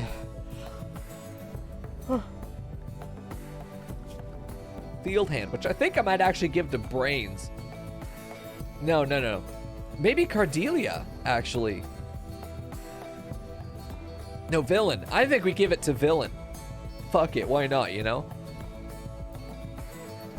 She's already kind of crazy. Fucking crazy. She's like living Edward Scissorhands. Why not give her Edward Scissorhands? 10 plant skill. She's our plant smith. I mean, she's a chef, but she's a plant smith. Yeah, she's going to be the one to get the field hand. She could also use a replacement on her left hand. Although that denies us getting rid of this whole left arm. I would rather give her a bionic left arm and give her a field hand on the right hand. Let's keep those options open for ourselves. It's going to be, in the short term, it's going to be less valuable for her. However, in the long run, I believe that's going to be more valuable. Install field hand, right hand. because this is 78% efficiency. We really could benefit from replacing this. Even a prosthetic that's 80% would get rid of the 4% pain and get her back her manipulation, which is only 76. Because she's also lost those 2 fingers on that same arm. She got fucked up. What happened there? It won't tell me. It's been too long. So we've done that. Now the last thing we need is Emil to get his coagulator, which I'm pretty sure can be installed adjacent to the healing enhancer. So here's the reason I chose the right hand. I thought it would be obvious, but I'll explain it. The reason you choose the right hand there is because eventually we want to replace the entire left arm. You cannot have a bionic arm and a prosthetic hand at the same time. They're incompatible. So if I put a field hand on the left arm, I'm pretty sure we don't get that back when we upgrade, if we want to fix the arm itself. So the only way to fix that arm is to replace the whole arm. And that means that the only real open available hand at that point is the other one. So that's what we're going to do. Yep. I thought I explained it pretty thoroughly. Apparently not. All right. So we do have Cordelia ready to go. She is level, what, 12 now? Yeah, if we were to remove the hand first, yeah, I think that would work. But the biggest manipulation loss on Villain right there is really not the 2 fingers that much at all. The biggest manipulation loss is the severity of damage to the arm overall. Given how weak it is, the chances of her just losing an arm in combat is too great because she's going to have this permanent lower HP there. That, to me, is a big risk of losing the hand in combat. Oh my fucking god, dude. Hi. Hello? Hi, you called me, start talking. Yeah, fuck you, dude. Alright. Yeah, there's a lot to consider. There's a lot to consider with all of these choices because body parts themselves are just so... It's such a gamble. Like, there's not a wrong choice there, but I'm choosing to put my chips on, red this time instead of black. I don't think there's a bad choice there. If we were doing this thing, it's something I've always wanted to do. Hello? Bye, UI. I've always wanted to do is that people send me their save files, and I go in and analyze their base for weaknesses and stuff like that. Do a little bit of RimWorld coaching. I think could be a lot of fun. It'd be like, hey, this is a point of weakness for your base. This is an inefficient area over here. This is a security liability on this. You should probably consider trying to use this resource. I think it'd be a lot of fun. But if I were to do that and I see somebody who has villains set up right here, and then you put a field hand on the other side, I would not criticize this in this case at all. It's a choice. It's a fair one too, either way. Can you fuck off? This door's forbidden, dude. Varroa gave birth again. We could sell the newborns. We could just like scoop them right out of Vorfinia and just work right over the shoulder, right into the caravan. $60, just like that. They're still squishy, dude. That fresh. Okay, we really want Cordelia to wake the fuck up and do her job real quick. That'd be great. I think we're gonna. Do we have industrial meds? We do. I think I'm gonna go ahead and use industrial meds for these operations. I think that there's no reason not to. I'd use Glitter World if I had them, but I sold them. Of course I did. What is the cost on the paralytic abasia fix, by the way? 10. Yeah, I figured it was 8. I thought it was 8. I thought I remembered it being 8, but no, it's 10. Shit, dude. All right, villain changing. She's finally taken off the slave gear. Wow. In favor of a parka. She's cold. It's an awful parka, but she's cold. It's 69 degrees in here. Nice, by the way. She shouldn't be that cold. She's wearing Frackle, is she? Did we just peel Frackle and that's the peeled corpse of Frackle, dude. Nice. Did I win prediction? Not yet. I'm sure we will, though, but you gotta wait until 9 o'clock. We've still got an hour and a half left of this episode. No more bondage. I'm cold. That happens. You'd be shocked how often that's probably the most important factor. We still have combat music. What the fuck, man? No one told me. Let's get back to regular music. Well, the traders are gone. We have to live with our decisions now. Cordelia eating. Okay, I guess. Installing field hand. Well, here comes villain. Oh boy. Emil in the same bed. He's always going to be in the same bed as villain, no matter what. He's just laying there like this. Hey, Cordelia, how you doing? You know, watching villain get operated on. He's like, oh, that was my favorite hand of hers. He's so kind. He's so sweet. Oh, it didn't work. No.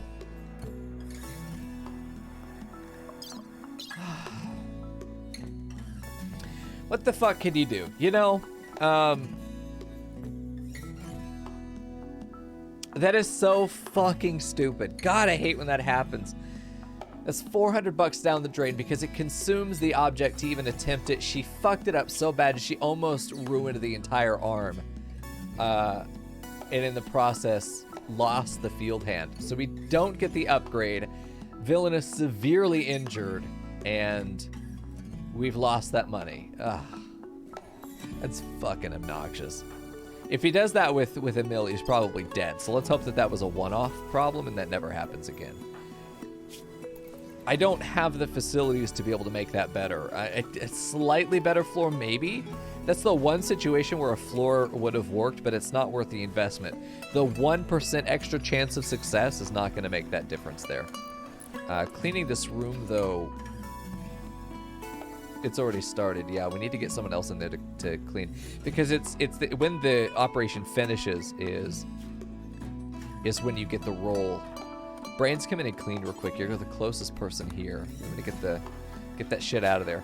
So we could lose a mill here, which would be really fucking sad.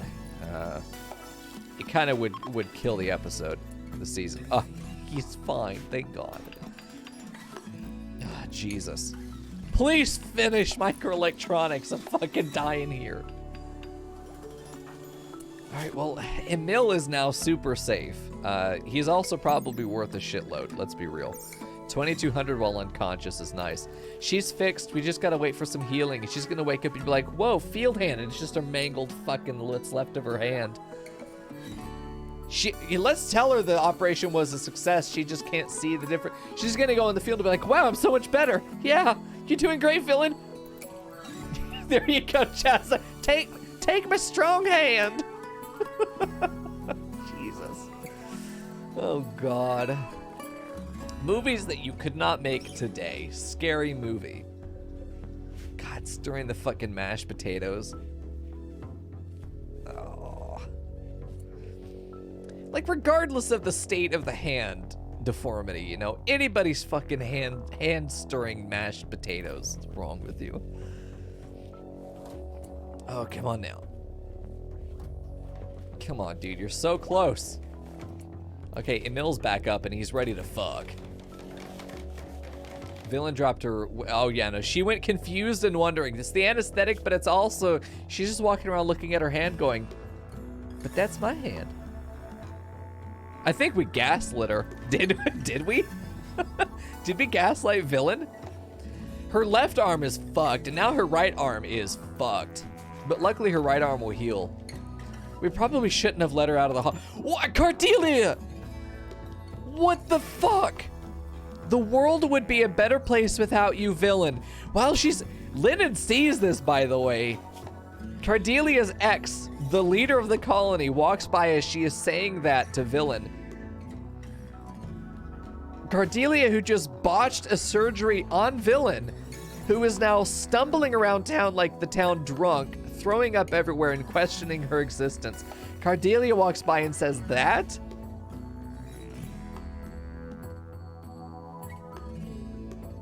I have to wonder if that was an assassination attempt on Villain. If the surgery being botched that much. Let's review for a second the footage. I wish I had it. The person who was closest to rescuing Rian was Villain. Villain was in the position to chase the person down. but didn't. So what's Cardelia's relationship to Rian? Can I still see this? No, I can't, unfortunately. Okay, I'm going to peek behind the curtain. As the DM of the game, I want to know, now that time has passed, is Rian alive? And if he is, where is he? Because we may eventually get a rescue quest, but only if he's alive. I want to know. I want to know. So we're going to open up the character editor menu, which I don't remember which one that is. I think there's a... Nope. This one. Nope. There's a button for it. I think I have to go into options here. Mod settings, character editor. Character editor. What is the hotkey, by the way? Start character editor. There we go. Let me look for Emil. No, not Emil. We're looking for Rian. So they're not going to be listed here because he's gone. But we do want to look for humanoids. And this is everybody we've ever met. This is everybody in the RAM of the game. We're looking for...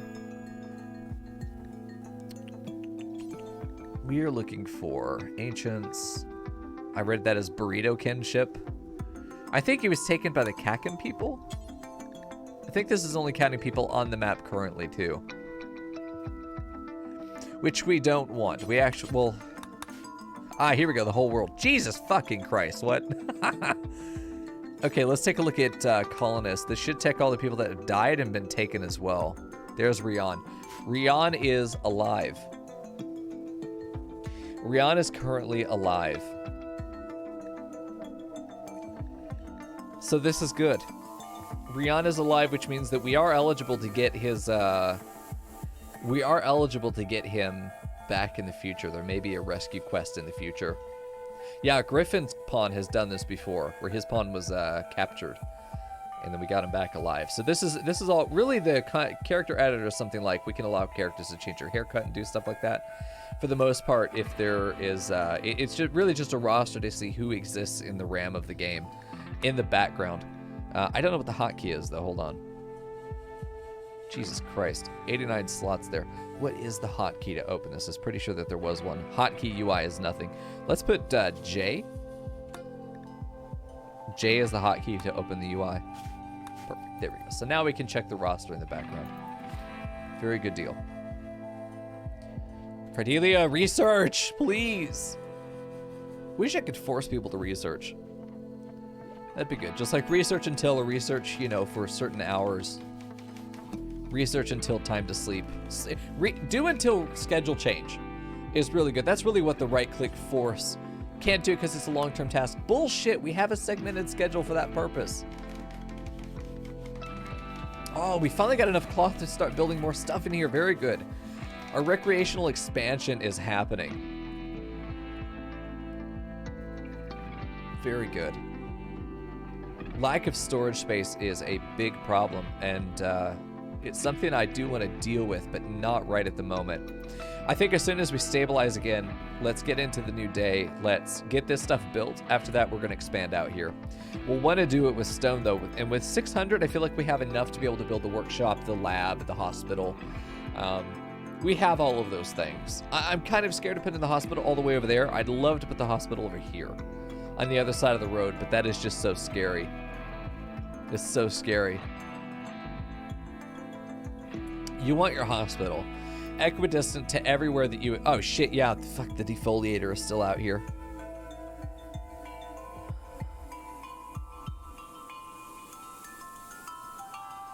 We don't have IEDs.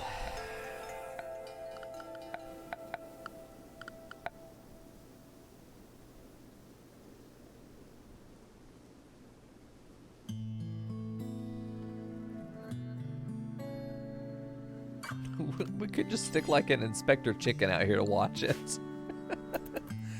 That would actually not be a bad idea. It's a point of interest. Are we gonna be able to get Lennon up tonight? Let's take a look at his. Let's take a look at his. No! Oh Jesus God! I didn't want to click that. I almost got rid of his thing. He's an acolyte now. He'll be a knight once he has 13. He's an acolyte 7 total. No, he's an acolyte with 7. So he's 1 away from being a knight, which would give him access to the orbital strike, which we would absolutely use over here. This is a perfect orbital strike opportunity. We shoot it once and then we orbital strike, because we shoot it once to have the internal mechanoids pop out, and then after that we use the orbital strike to clear them out. We'll probably send Lennon with the hunting rifle to pop it and then immediately orbital strike it and then run back to safety. Take positions back here, let them hit the traps, probably stand behind this fence, and then rush forward, because the mechs won't use cover, but we can. Okay. Stuff's getting planted. We finally have a roulette. We have Faro as well, which is very good. Would be nice to have geothermal for more stable power, but power has not been an issue. 2 solar panels, couple wind turbines, 2 batteries has been enough, you know? You don't need a lot of power to be able to get a decent base off the ground. Okay, let's go ahead, and now that we got this thing set up here, I didn't realize it had been built yet. Let's go ahead and set that up, have both of those going. This one, I think, unsuspend. Let's have Lennon continue making art, because right now that is really our main source of cash, is statues. So something we want him to keep working on, but also to develop his skill. His art skill is going to be something that's going to lead to even more beauty over time, and more value. This should also enable a mill, yeah, to go make some more clothing as well, which is very good. Very, very good. What I probably should do is go ahead and get some storage options in here that will take textiles. Maybe a single textiles bin. And then we could do clothing shelves. Clothing rack, there we go. The clothing rack is really nice because it specifically is for clothing and gear. I don't think I'm going to put weapons in here, but if there is a weapon cabinet, there is. I'm going to put a weapon cabinet in here, just one. It's going to be where all of our melee weapons get stored. All of our pistols I'm going to put in there, I think. Maybe just add a couple of those around. It doesn't take any beauty away to have these lockers, so I actually may add these in a couple other spots. Let's just have some weapon lockers in here just along the wall. I think that's fair. They don't store very much, but they do offer any storage at all, which right now is valuable. I'm still so fucking bummed about the hand. Oh my god. As long as these don't scar, we're gonna be good. Fucking Cordelia. I do think she tried to assassinate Villain there, but the question is why? Is she jealous?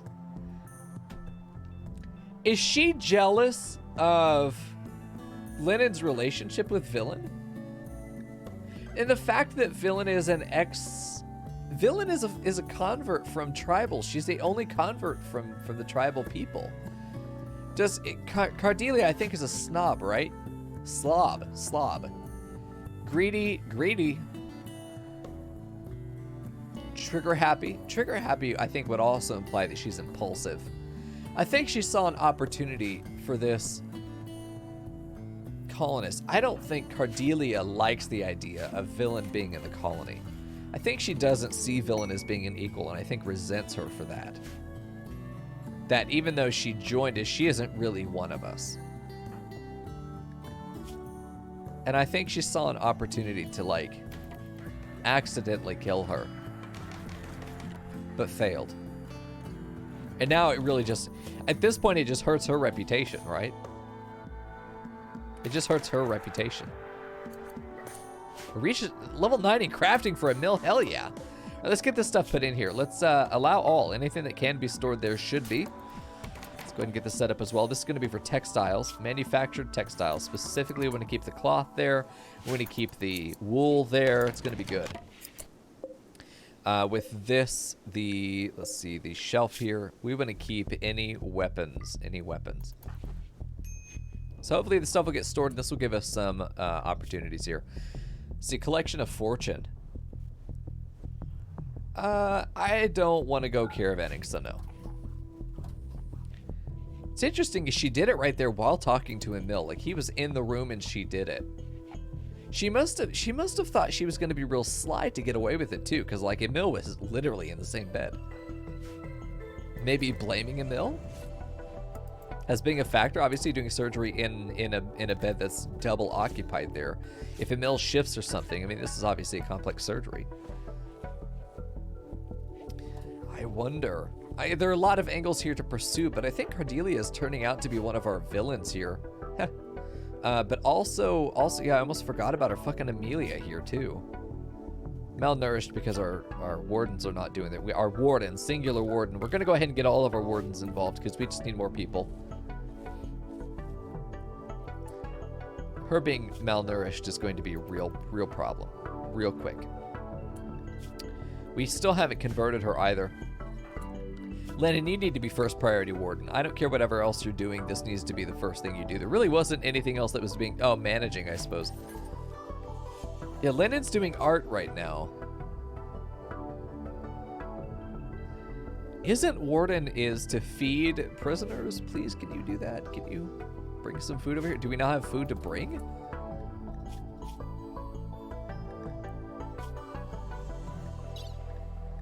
She's on lavish meal. She should be able to eat paste. Why is he not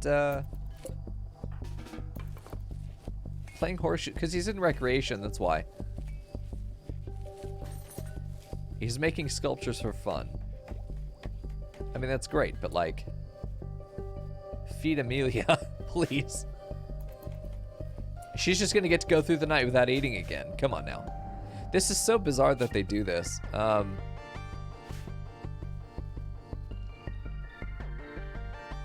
suppose we're gonna just have to make a shelf for her just real quick. Brains, come build this real quick, actually. We're gonna make a shelf, or we're gonna make a extreme priority for holding like rice or something. Critical, clear all, foods, raw food, vegetarian. 1 stack of any raw food. Let her eat that if they don't have anything else.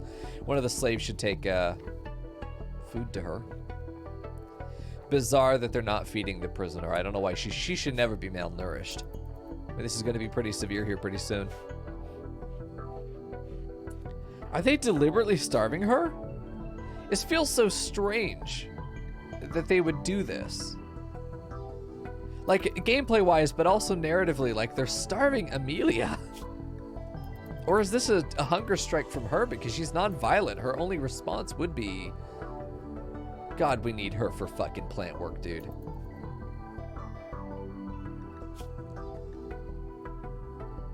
Very interesting. Now she's gonna get into some pain. Oh, she got the fucking gutworms. That's why. She had undiagnosed parasites. That's why she's so fucking... Who else has it? Who else has the gutworms? Oh, Jesus. Here we go. Let's check. Oh, fuck. Click the button. There we go. Nope. Gutworms on a mill. That's great. Gutworms are fucking awful. They eat a lot. They eat double. They eat double. They're in constant 20% pain, which is insane. You do not want that on a melee boy. Gutworms on villain. She can't fucking win. This is the no good, very bad, awful day for villain. Gutworms on caterpillar as well. The slaves is whatever, you know, but it's a big factor for the colonists themselves. Pretty sketch. Oh God, we're so fucking close to microelectronics, dude. Please. Villain is just having a bad time. Someone tried to kill her, now she's got parasites. Caterpillar, villain, and a mill got parasites. And Amelia. I was almost thinking like maybe Cordelia slipped something into their food, but I doubt that. It wouldn't be hard for someone to put parasites into the feeder, and then anybody who eats this ends up having a chance of developing the gutworms. It wouldn't be hard to sabotage and poison people that way. Cordelia.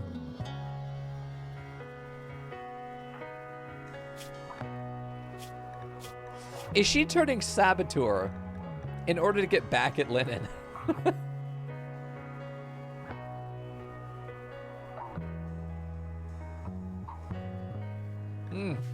It's interesting regardless. Okay, we'll feed her when she's asleep in bed. Okay, cool. But not when she's awake. Villain is also starving. We're gonna just give her a whole ass bucket of milk, dude. My God, that's what I want when I'm sick. Just give me that bucket of worms. Or, oh God. Be awful. Yes, trade. Okay, I wondered where the frames were going there. It's bulk goods as well. This is fantastic for us. because it means we can sell a lot of our excess food. Like, we have 1,300 corn there, 1,800 rice, and they're valued the same. Let's get rid of some berries. Let's get rid of some of the smaller materials. Let's get rid of some of those. It's 2,000, 2,700 we can spend right there. We're not going to actually give all that away, but we're going to buy all of their components. We're going to sell the whiskey. We're going to sell bad clothing that we don't want anymore. Clothing that's incompatible because we just don't wear that type, like skirts. We're not going to use a blouse. We're not going to wear that hat. We're going to use that wide hat, yeah. Oh, God, a frag grenade belt is really good. A refrigerator could be nice, but the power consumption is going to be an issue.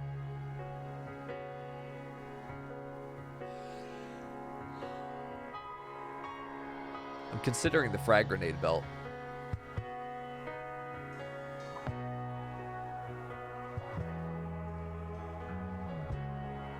Because the belt is an equipment slot that gives us 5 grenades that we can throw without having to have grenades equipped in our hand. It's really nice just to have... Cordelia has a smoke grenade belt for scary retreats that need to be made. But an actual frag grenade belt could be very good against things like mechs. Explosive damage is very, very good against them. It also would allow us to deal with... Regular grenades would probably be better, but a frag grenade belt is extremely valuable for dealing with things like mech clusters. Okay, we can sell the venison and then choose what of this we want to keep. Pretty much we're going to get all $800 dues that they have to offer. Yeah, let's just get our cash. Get that money. $7.99. Okay, there we go. That's a great deal. That's a great deal. Yeah, I feel good about that. This is why we want to trade, because we do have a lot that we can do. Shit, does Emil get the grenade belt?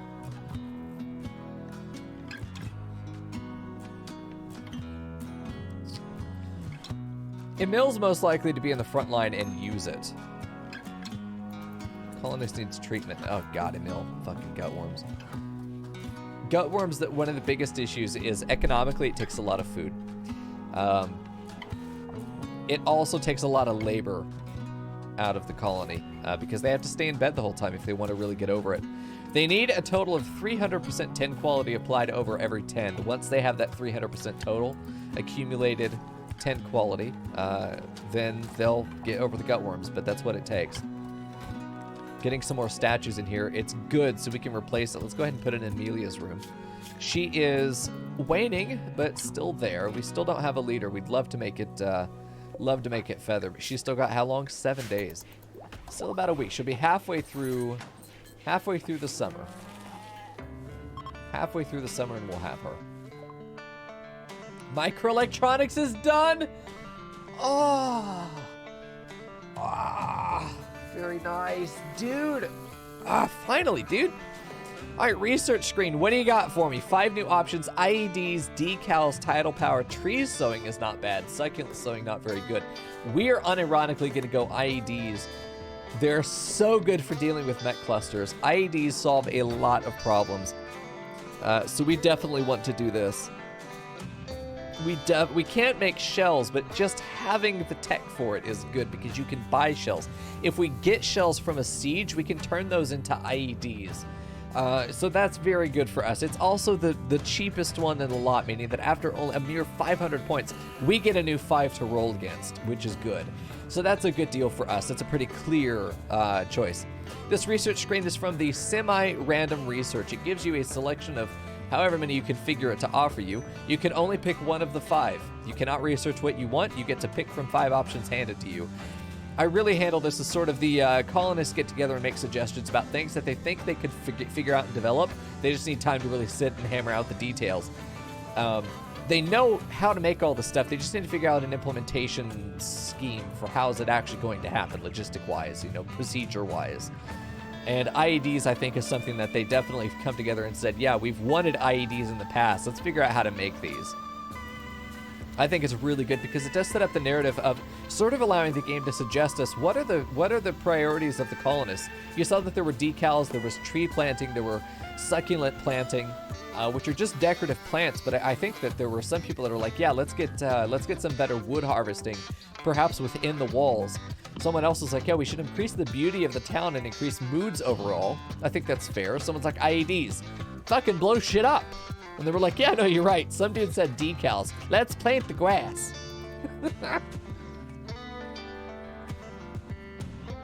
Welcome back, Fern. Yeah, I think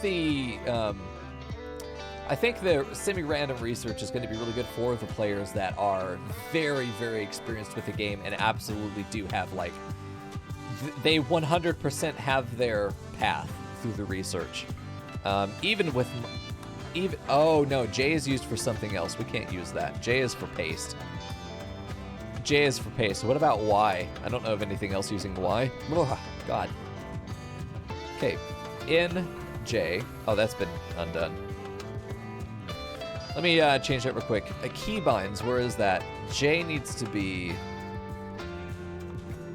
paste. Why can't you search this?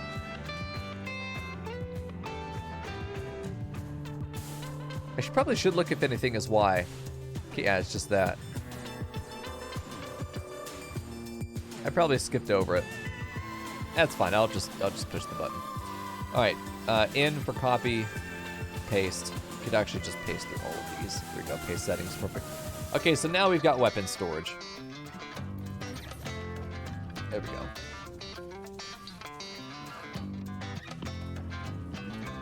Good deal. So because it is random and because we can't guarantee that we're going to have an actual researcher available, which we did in this run, we still don't. We do take 10 selections for free, so the first 10 things that are offered, like we pick 1 out of 5 10 times, but we get to instantly complete it through the dev console.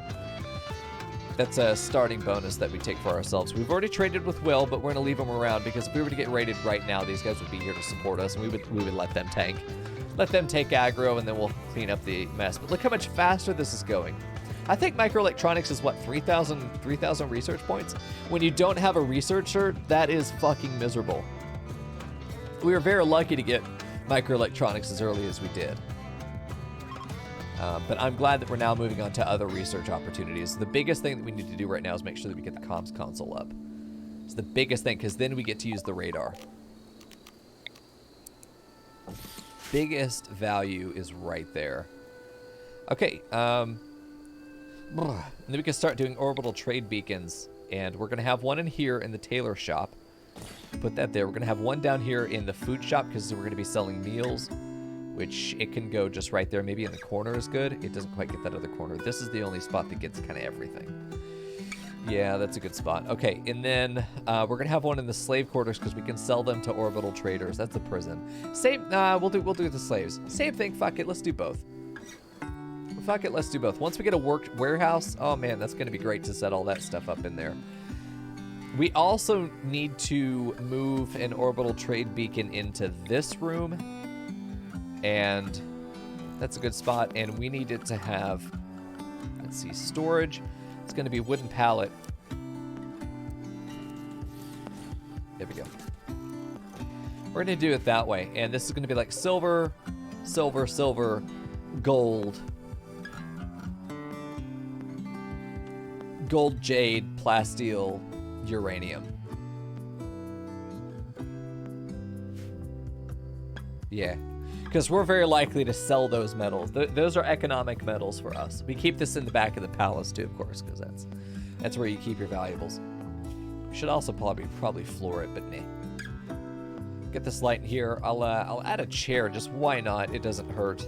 Just add a dining chair. Do we have a nicer? This is a nice chair. That is a nice chair. Let's add that there. We could use some hauling real quick. Let's go ahead and just do some urgent hauling. Get all of this inventory cleaned up. Even if it says it doesn't have anywhere to go, we can go ahead and cancel these though because they're already in a spot. They're good as they are. We don't need to worry about having the guys come over here and touch those. But this stuff, yeah, needs to be sorted. No storage space for the Arctic wolf. Yeah, no, not you. Everything else, though, as soon as they wake up, let's get that organized. Let's get that organized. Let's get all the shit where it needs to go. Are these tomatoes? These tomatoes are ready to go. You know what? I'm going to keep those planted there. Let's go ahead and reinstate this growing zone. Because this is cute as fuck. Tomatoes. There you are. So now we have a source of tomatoes. Very good. I'm really tempted to put hedges in between here. I think that could be really cute, actually. Or we could grow. No, because we have the power line running through there. Yeah, let's go ahead. Let's go ahead and do a hedge wall in between these crops. It might slow down their travel over the field just a little bit, but not enough to really matter. Not enough to really matter. I think it'll be really cute, though, to have all this separated out. Just as it is. Adorable. Okay, do it that way. Have a proper little separator between them. There we go. Still working on Amelia here. Certainty has gone down to 29%. Starvation here for Caterpillar. You're going to see a lot of starvation happening, even though people are going to get fed. It's just an issue with the, gutworms. Good. Stuff's getting hauled, so we have a bit more storage space now. Thank God for LWM's deep storage. We're not having to worry about having to get a warehouse up that early. We can take our time to get there when we're ready. I'm pretty sure the hedge wall has like no cover. 20% cover effectiveness is not the worst. It isn't the worst. It could be worse. It'd have to try though. All right, these guys can get moved. They don't need to be here anymore. These were going to be used for cover earlier. But now, if we're fighting, we're not going to fight in here. We're not going to be standing in this field and fighting. We're going to be fighting along these walls, some of these walls, or we're going to be in here, or we're going to be in this little bunker, which I'd like to put a little bunker maybe in front of this. I think this would be a good spot to have a little bunker as well. If we're stuck in the rec room, put a door there, or maybe a door in between here. You just got to climb behind the statue and you're out here, and we get a nice little position to be able to fire. We'd have to take out this plot, though. There we go. My colonists have not died of the flu yet. We did get one person who was within 0.5. 0.5%. But no. Welcome, Ad Night. Yeah, let's get this hedge wall built. The most beneficial thing about this is the +2 beauty, which in the middle of fields, you know, probably doesn't amount to much, but it does help. Every little bit will count, especially because we're going to be passing through this area a lot. There we go. I won't actually know if my colonists are infected because it won't warn me. I'll have to just notice the icon on their bar saying, hey, this person's got the ligma. So I will actually not be warned. We've had animals that just died and we didn't know why, and it's because they got the plague and it didn't warn us. Oh no. This guy's also got malnutrition. I'd be considered probably pretty nice if I gave him a peg leg, but I'm sorry, does it? Okay, never mind. I thought he had gutworms there for a second with an iron stomach. You better fucking not. We are trying to convert him. It's taking a bit of time, but we'll get him there. Only 0.3, and it's because Cardelia doesn't have any social skill. But it doesn't hurt to have them try. It's just going to slow it down a bit, but it'll be fine. There we go.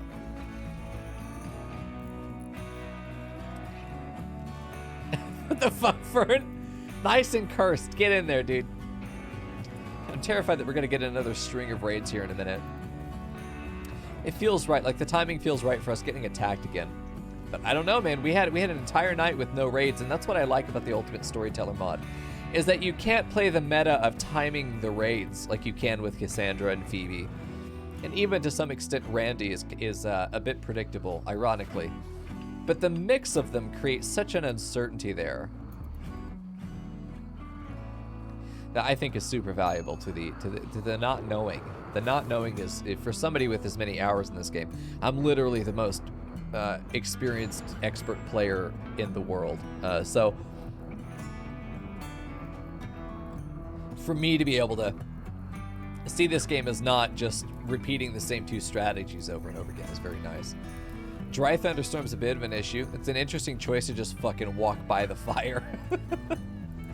Very interesting choice.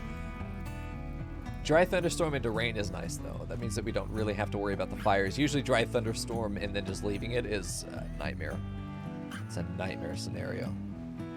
We do have the comms console now. That's in. So now we get to use this. It'll show us fires on the map. That's great. We can see where these mech boys are. So we now have access to this, but every threat looks the same. Everybody who is not a colonist that walks onto this map is going to look the same to me. I will not know if they're visitors, traders, raiders. I will not know. So this one, it says a group of travelers are passing by. I am able to detect them through the dots, but I can't actually identify them. This guy actually revealed himself, which is interesting. Yeah, we can kind of see. So so depending on my map awareness, because I may not be looking at the radar, but now we have access to a little bit of a forewarning if we're going to get it. That is a lot of fucking travelers. That's a lot.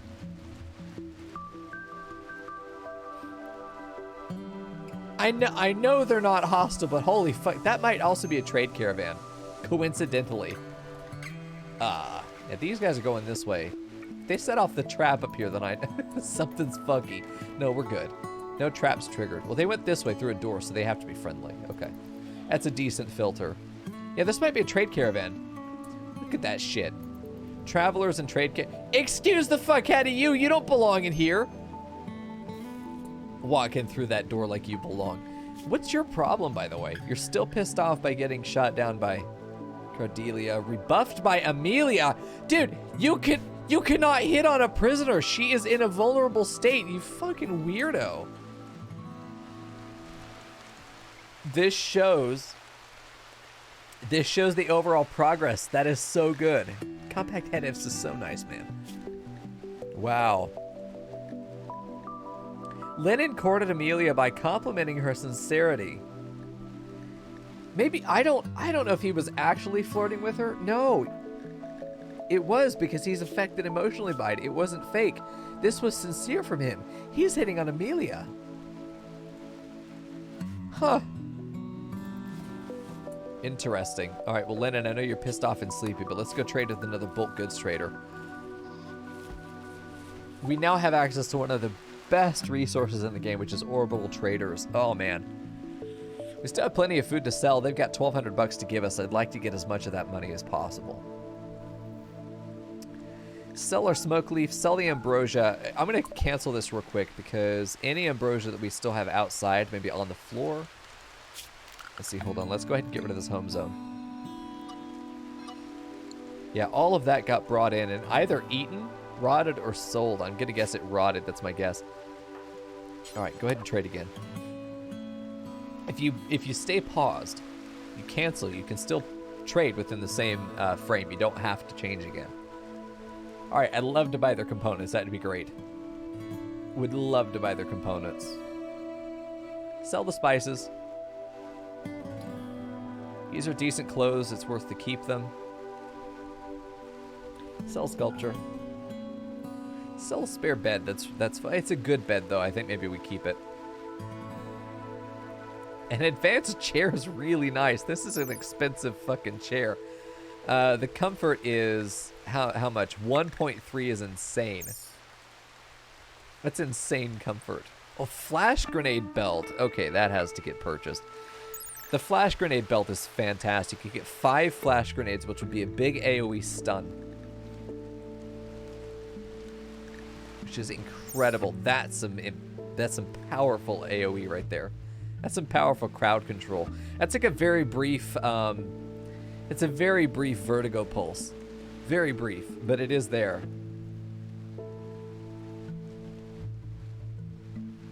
I think we sell some of our minor foods, and we just keep the rice. I suppose we're keeping the potatoes. Keeping the rice and the potatoes. Exactly 1,200. There we go. So we're getting paid 1,200. Look, as soon as we got a couple bulk traders, immediately we're able to trade. All of our excessive planting has turned into a big economic boost. It'd be even better if we were able to turn those into packaged survival meals, but I'm not going to complain about having 2,400 bucks laying around. I mean, this is great. We also have somewhere to store it here very soon. Very, very soon. As soon as this gets built, fucking brains, what are you doing? Suppressing C-band. All the way out here. Jesus. Fuck's sake. Feeding villain, yeah, just let them go. I may make it so that the serfs cannot leave the inner walls, so shit like that doesn't happen. All right, what are you gonna offer us here? 9 honor.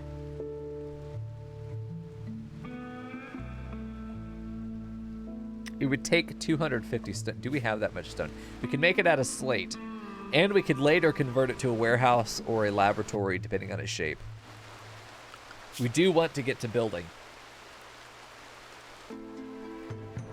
For 9 honor. A psychic reader, though. God, fuck's sake, that could be really good. Negotiation ability is plus 50%. Speed of prisoner recruitment, impact of faction relations when giving gifts, and the outcome of peace talks. I imagine this also affects, they just didn't update the UI tooltip here. Trade price improvement plus 10%, but negotiation ability improved as well. This is great. I don't know if you have to have a royalty title to get it. I would actually love to put this on Feather, who already gets a 20% trade price improvement. This would give her 30% trade price improvement. 30. 30. 35. Oh, God, that'd be so good. But when she gets over her paralytic abasion in 5 days, being able to give her that, she would be our dedicated trader. We would leave Linen to do the actual administrative work, whereas Feather's job is to then take over the trade with a 35% trade improvement. That's insane. On top of, that's a bonus on top of her social skill, which is 6 with the double passion. She's already 80 though. Like, she's gonna get up and be like, oh, bad back. Frailed. It's gonna be bad. Feather's sad that you got the scoop. Oh yeah, everyone is very, very sad that you got the scoop. She's especially because you were best friends. You were like best friends. Now Lennon is, I think best, he might actually, Lennon have always been the best friend. Anyway, that's good. We love trade, dude. We fucking love trade. I think that it's one of your best resources because it creates liquid value. Liquid value is where you can take an asset and you can convert it into some other asset of similar value.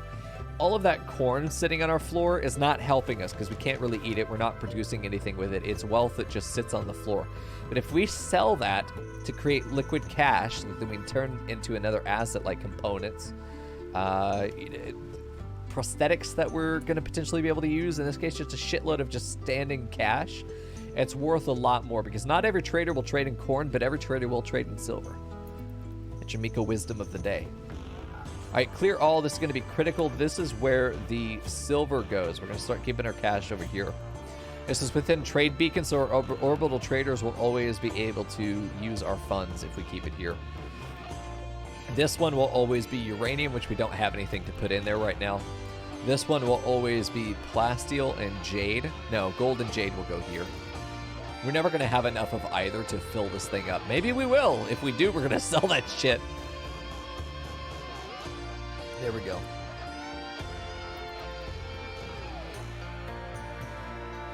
Caterpillar out here walking around again. I do think that I keep them inside the perimeter. They're so defenseless. Like a manhunter coming at the wrong time. What I really need to do is add a door here. I mean, this is one of the biggest areas where adding a door would be just so nice. Right there is a good spot too. It just naturally comes out to like a little nipple right there. It'll be perfect. Hey, Featherfall, good to see ya. Welcome back. You're still laying in bed like a useless fucking goon. All right, let's do a door. It says we don't have enough, but we will. You know, we might actually not have enough. We also need to make a decision here if we want the psychic reader, and I think we do. 500 wood, 300 stone. We're very stone poor until we get mining.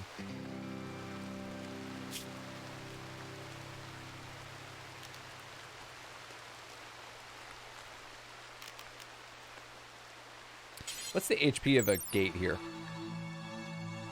250. What's the HP of a door? It's like 80, right? 104.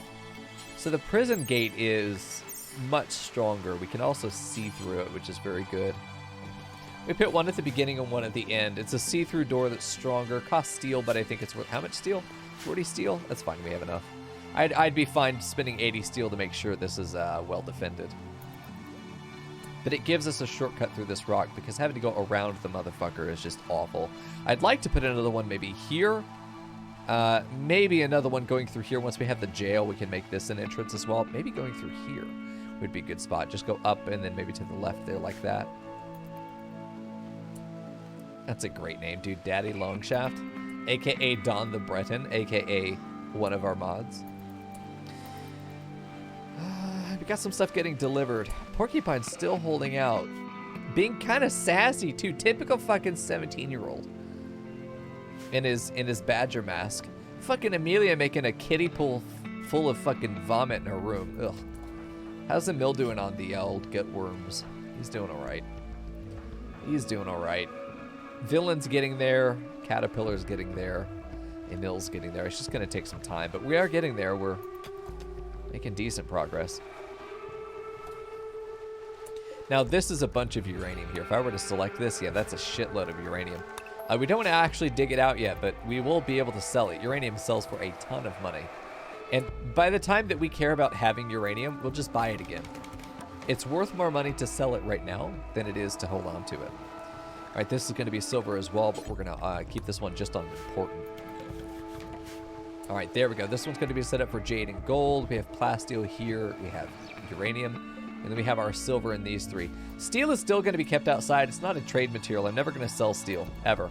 I will always have something I can do with steel that would be worth more than selling it for cash. Mostly it comes down to the component argument. I know that I'm going to want to buy components, and selling steel is getting rid of cheap components. That's what that means. You never sell steel. You hold on to it for as long as you possibly can. Yeah, they're going to be mining on the back sides here. Just going to be fine. Only one tile can be dug at a time. You know, putting a turret in here would make a lot of sense. Stopping sappers from wanting to break through this, since it is only 2 doors. It'd be good for counter sapper. Thought I sounded like someone was punching somebody. Oh, they were. Yeah, it was Lecter here. Lecter versus Ahmad. Arnaud? Arnaud? Is that an M or an N? RN it is, yeah.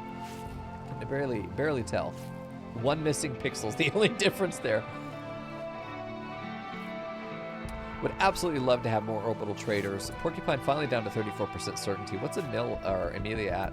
Very, very low. Perfect. Only 20%. I mean, we could do a proper ritual if we had a fucking priest. Damn it, dude. Feather's gonna be our new priest until we get Emil, or not fucking Emil, Rion, until we get Rion back.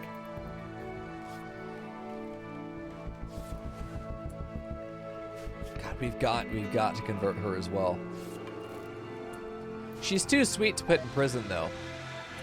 The animatree has died and is emitting it. Oh shit! Yeah, no, that's right. I keep forgetting this thing exists.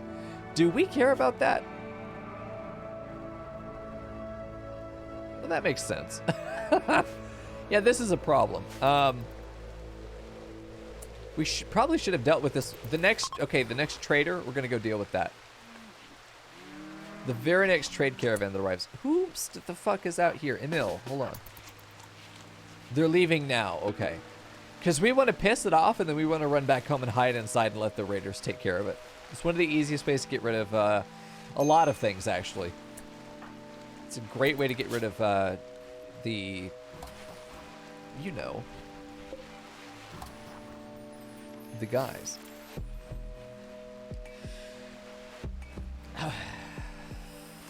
Mech clusters.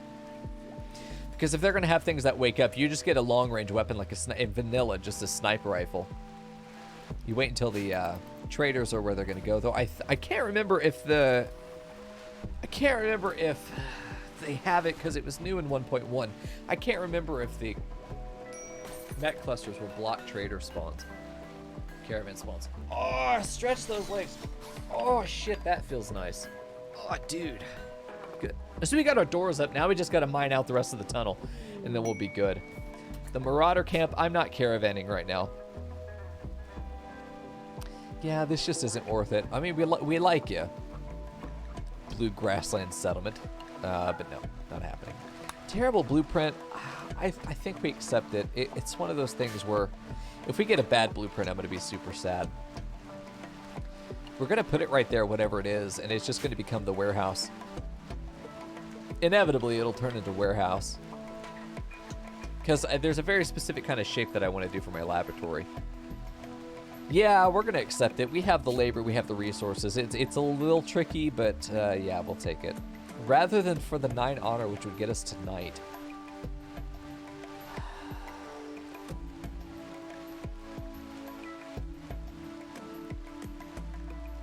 I think there will be other opportunities for easier honor.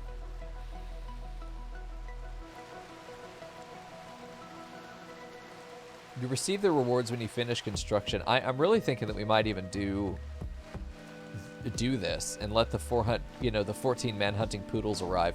Because we can do that as a defense against a raid, but I'm pretty sure that they arrive 24 hours after it happens, which is the raid will be gone by that point. So they thought of us. Clearly. Yeah, we're going to accept this. Let's see what happens. There it is. I don't always catch it arriving. All right, here's the blueprint. What do we got? You know, that's going to be a really good warehouse once it's done. That's going to be a great warehouse. I'd actually like it to be kind of right there. Getting rid of the wall and putting this down instead. But I think for convenience sake, we're going to go ahead and put this here and just let that be sort of an open area that we can expand this into later. So this is good for now. Let's go ahead and place it, and then we'll build it. And hopefully it doesn't get destroyed. Shit, that'd be so sad. Man, because that psychic reader going into Feather is going to be great. Until she dies, of course. That's going to be fucking sad. I wonder if we forced her to get an age reversal. Okay, so somebody who's played with those, because I haven't touched those. We're able to build them. I think they're in miscellaneous. I'm not, just fucking everything get thrown into miscellaneous here. What they need to have is an ideology tab that has all of the stuff that's specific to ideology, you know? At this point, there's no reason not to do that. Like communication and ideology and stuff like that. Communications could be good. But anyway. Let's see. The fuck was I looking for?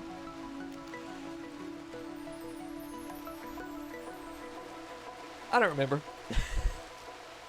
Oh, the, wasn't there an age reversal thing that the architect ideology likes? So I'm spacing out on words today, man. Life is hard, dude. Villain would be going so much faster if she had her field hand. I'm always going to be sassy and salty about that. Whoa, this is still sitting on the ground. God, does Emil get the flash grenades? Does Emil get the flash? Villain needs a gun, by the way. What do I want to get her? Light SMG? Light SMG, I suppose. Light SMG and flash grenades would be great. Light SMG and flash grenades would be fantastic, actually. Okay, let's do that. You're going to go ahead and get this belt. Yeah, so Villain and Emil will be buddies with grenade belts there. Age reversal is done in the Biosculptor pod, so let me see. Do I have to be of the transhumanist religion in order? Do I have to have a transhumanist in the colony in order to do that? I'm pretty sure I do. It won't let me build it unless it's part of our ideology. It would be nice to throw her into one of those because, as I understand it, it will set their age back to a certain level, right? How does that work? Anybody in chat know?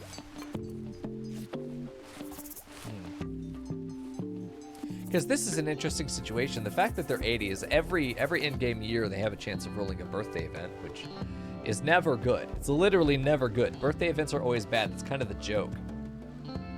It does require its own research. Ah, okay, so that's probably what's happening. We may get it offered. Let me go take a look.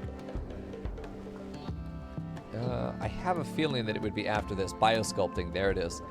For the Biosculptor pod that goes into bioregeneration? Jesus. The cycle heals old scars. It heals scars! Regenerates small, lost body parts like fingers and toes and cures many of the physical maladies that come with old age. Holy shit! Very nice. Hey, I'm Dangerous. Have I played the Steel Beam Factory game again since last week? Yes. Apart from tonight, we stream it this month. We're streaming it in every B segment for the rest of the month until the last week, actually. You can find that schedule if you want to go to my Twitter. It's on there. Because I have a whole image that tells you what we're playing on every day, so you can always know. But yes, we have. And if you want to watch the whole playthrough, you could find it on YouTube as well, including the last VOD, which was just uploaded last night. There we go. Yeah, thank you, Just Peachy. So the Biosculptor age regeneration thing, it lowers their age by 1 year every 6-day cycle. So do they have to stay in the thing for 6 days to get that minus 1 year? I would rather just do bioregeneration and not worry about it, but it's going to take the high-tech research bench. This is not anything that we're remotely close to doing. But if Feather survives long enough to that point, we could set them. Their age doesn't necessarily matter. Age is a big factor in something like.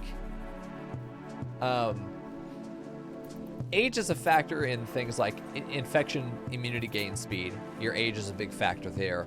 Your healing rate is affected by your age a lot. After age 50, your colonist is going to be in severe decline, and their ability, their resilience. Shabby was pointing this out that this was still here. We want to turn that off. Here, the 3rd of summer, it's only 71 degrees outside. Then it is night at night, though, so I suppose it doesn't necessarily count. Thanks for the info, by the way, guys. Appreciate it. I really want to help to cultivate, and this has always been something, and Fractal and I really bonded over this, is that I want to try and cultivate a community specifically around RimWorld where sharing information and strategies is something that we should be doing, because there's no right way to play the game necessarily, and there's always going to be some other scenario or situation, especially because Ludian is very clearly trying to make the game more complex, which I think is so good. Because before 1.1, let me tell you, I was bored with RimWorld because there was nothing I hadn't done and couldn't do again very easily. It was just a matter of rolling dice as to whether it was going to work. So it was very boring in the sense that RimWorld was no longer difficult or challenging in any way. And Rims of Our Lives originally came because of that. I was bored of RimWorld, but I didn't want to stop playing it. So I started trying to find other ways to entertain myself. So I started really focusing on the story of the colonists, and I found it to be so interesting every time that I no longer cared if the game itself was fun. I was no longer playing for the game, I was playing for the story. And there it is.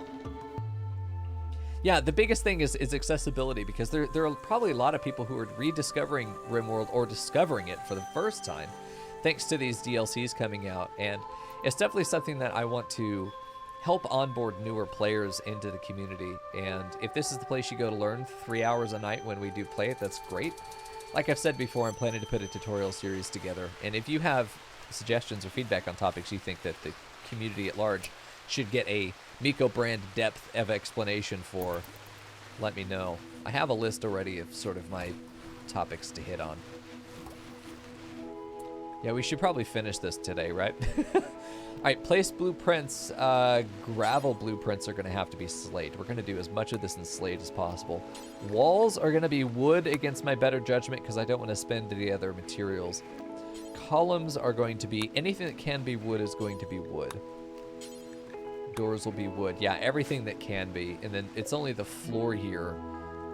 Slate gravel is going to be really nice. Yeah, I think so, Fractal. Absolutely. He says that despite everything that's been added, it still has a deep enough learning curve that a lot of people bounce off of it in the first try. Yes, this is absolutely, I think, always going to be a game where people who are playing it for the first time are going to come in and be like, "What the fuck is any of this? How do zones work? How to grow plants?" Which is always what I ended up having a problem with initially, is how to set up zones. This is the first game I ever did it. It's not intuitive to begin with, but once you know it, you know it kind of thing. But what does wealth do? Why do I care about wealth? You know, not understanding that it's intrinsically tied to difficulty, that this is your difficulty meter. Not knowing that, because it's not explained anywhere in the game. This is literally your difficulty chart. And knowing how to manage that wealth effectively, knowing what to prioritize in building, what faculties are really needed, how do I defend my base effectively. I think a lot of new players are going to want to build a big old solid wall, build a kill box, and then sappers arrive and they're like, well, guess I'll die. Caterpillar, okay, Caterpillar's not up in the far left corner. I thought Caterpillar was way up in fucking Narnia somewhere. All right, I see Mech Cluster and immediately pucker. I don't think this is happening.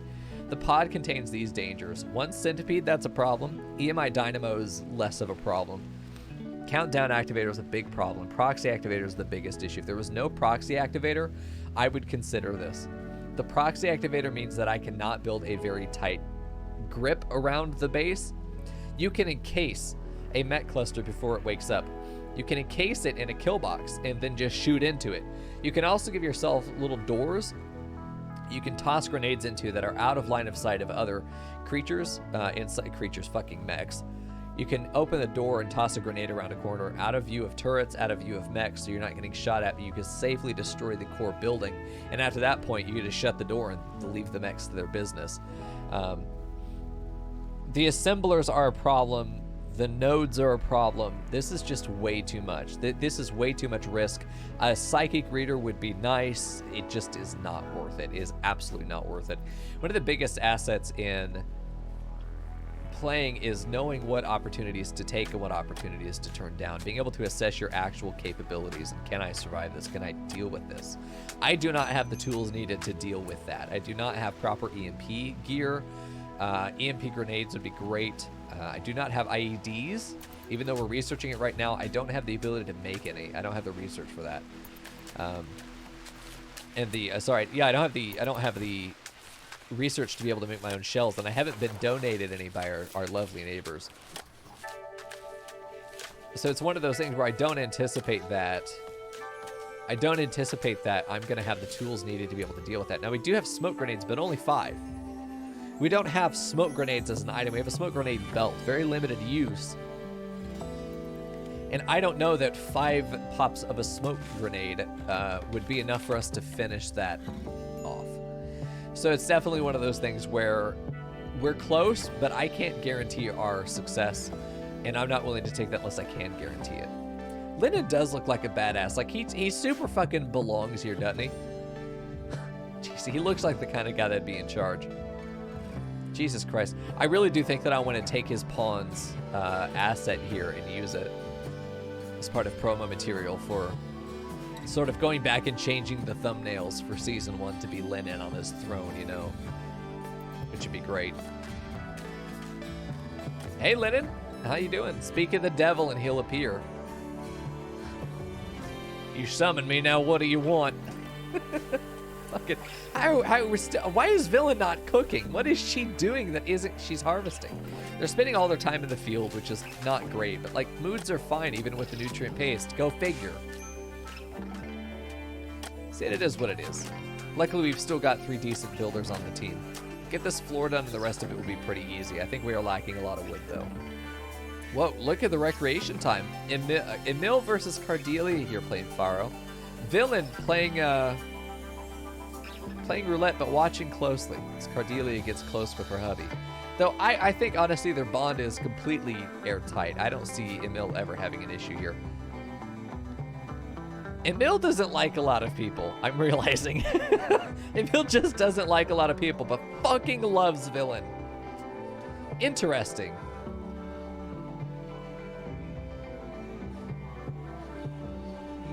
He has respect for her because she saved his life. How does she feel about Emil? Plus 12. She's proud of him for fucking Villain.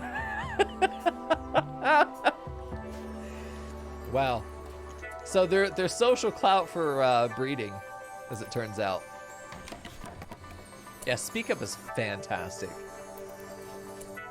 Speak Up is fantastic. Almost done with this floor, getting some of the wall put together. This is going to be very easy. This is a very simple one. And it is so ready. It is so ready to be turned into a warehouse. Look at this fucking thing. It almost looks like I designed it, except these walls are way too straight. Ludian, contact me. I can make some prefabs for you.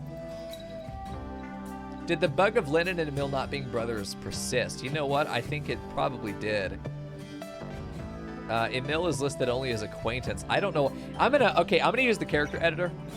I'm gonna use the character editor because we have a known bug at this point. Somehow, the relationship tag between Emil and his brother was removed. We are gonna add a relationship here. Social. We can add a relationship. No father. Best friend is villain. Fiance is villain. We should be able to add.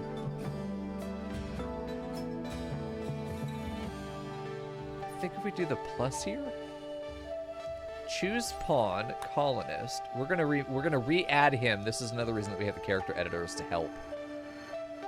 Oh, this is selecting his father. No, brother. Sibling brother, as opposed to what? Stepbrother? Half sibling. No, full brother. Full brother. That was their relationship. Okay, colonist. There's Emil. Okay. So we're going to re-add Emil as his brother. This relationship was always there from the beginning, but it has changed. I think it only did it one way. Or maybe it needs time to change.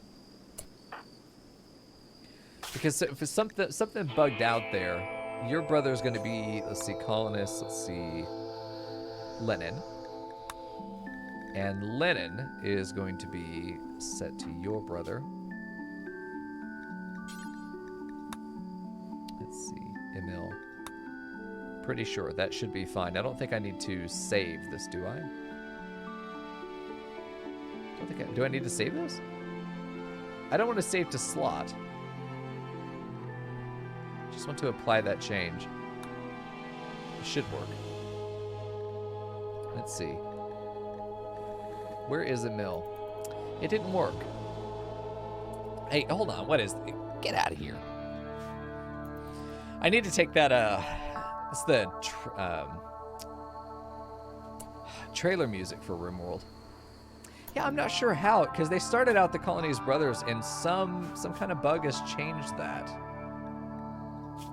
Which is unfortunate.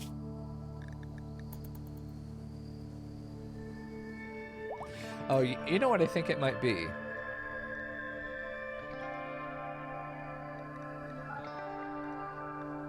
I don't know what it might be. I have to figure that out.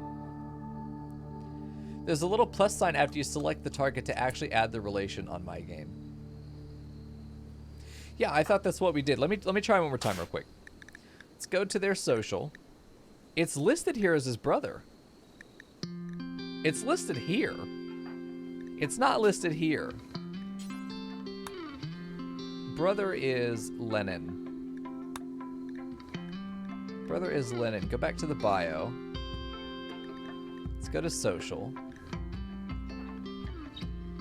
Can it only be listed on one of the two sides? What the fuck, dude? Hello? This used to have a different UI to it. This used to have a different UI. It was easier.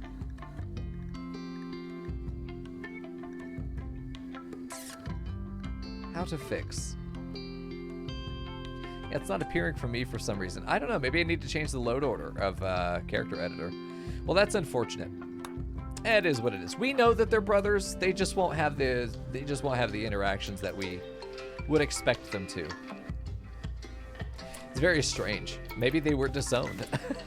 I'm really going to go look back at the first video and make sure that they really were brothers, because I'm starting to question it now, because the whole point of this colony was that they were brothers, but now I'm not sure. It wasn't somebody else like Rian. Oh shit. Well, there's a disease. What did we get? Plague. Oh fuck. On top of gutworms. Great. C-Band villain and Cardelia the Doctor is now plagued. Oh Jesus. This is almost a worst case scenario. Of course, Amelia has it too. Porcupine, do you have it? No, thank God. Okay, so Cordelia is going to get industrial meds because she's self-tending. We need to offset that debuff there. This plague actually could take Cordelia from us, or somebody else. Plague is very strong. Plague is one of those diseases that is powerful. It's difficult to beat it on a good day, and this is not a good day. So Cordelia is going to probably not be the only one able to tend. We're just probably not going to be able to afford that. We might need Villain to come in and help. Actually, it'd be Caterpillar, who is not infected. Because what's going to happen later on... Oh, big stretch. Ugh. What's going to happen later on is that... Oh, man. Cordelia is going to get progressively sicker. Her manipulation and consciousness will continue to fall. This will mean that her tens will continue to degrade over time as the disease is getting more rampant. There's going to be about a half day where all of them are down, just down, and we will not be able to tend.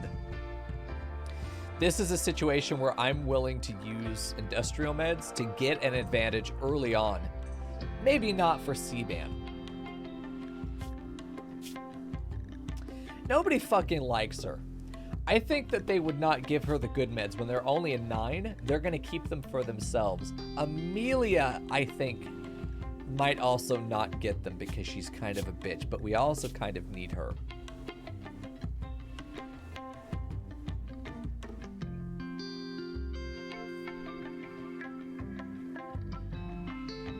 Got it, Lyndon. Thanks for checking. So they are confirmed. They were brothers, yeah. I don't know why that changed. What might have changed that, huh? The decision as to whether Amelia gets full or partial tending, because she's either going to get the industrial medicine, which means that we're using 3 sets of industrial medicine per colonist, or she gets herbal. I'm going to let chat decide. You were going to decide, I think, ultimately. There we go. Amelia, medicine. Let's see, industrial, herbal. All right, chat, 1 or 2 in chat, or just typing industrial or herbal. You're going to get to decide the medical treatment that Amelia, a prisoner, will receive. She is in here mostly because she was attempting to destroy the nutrient paste machine. I get it. Nobody likes the vitamin goop. But until Villain decides to cook, that's all we've got. I'm sorry, what? I didn't understand that she was a fucking cannibal. To make siblings, choose the same mother for 2 different colonists. If you also choose the same father, then they'll be brothers or sisters. Wormwood makes indirect relations automatically. You cannot just add siblings directly. In order to have a sibling, they need appropriate parents. This is how it works. Okay, so we can figure that out. Well, chat, while you're deciding her fate, because either we're going to get like 4 and 5 for Villain and Cordelia, or we're only going to get 3 for each. Thank you, Frack. I appreciate that. So let me go ahead and get that set up again. Let's check Linen. Let's get their sibling set up. Whom's the fuck is this man?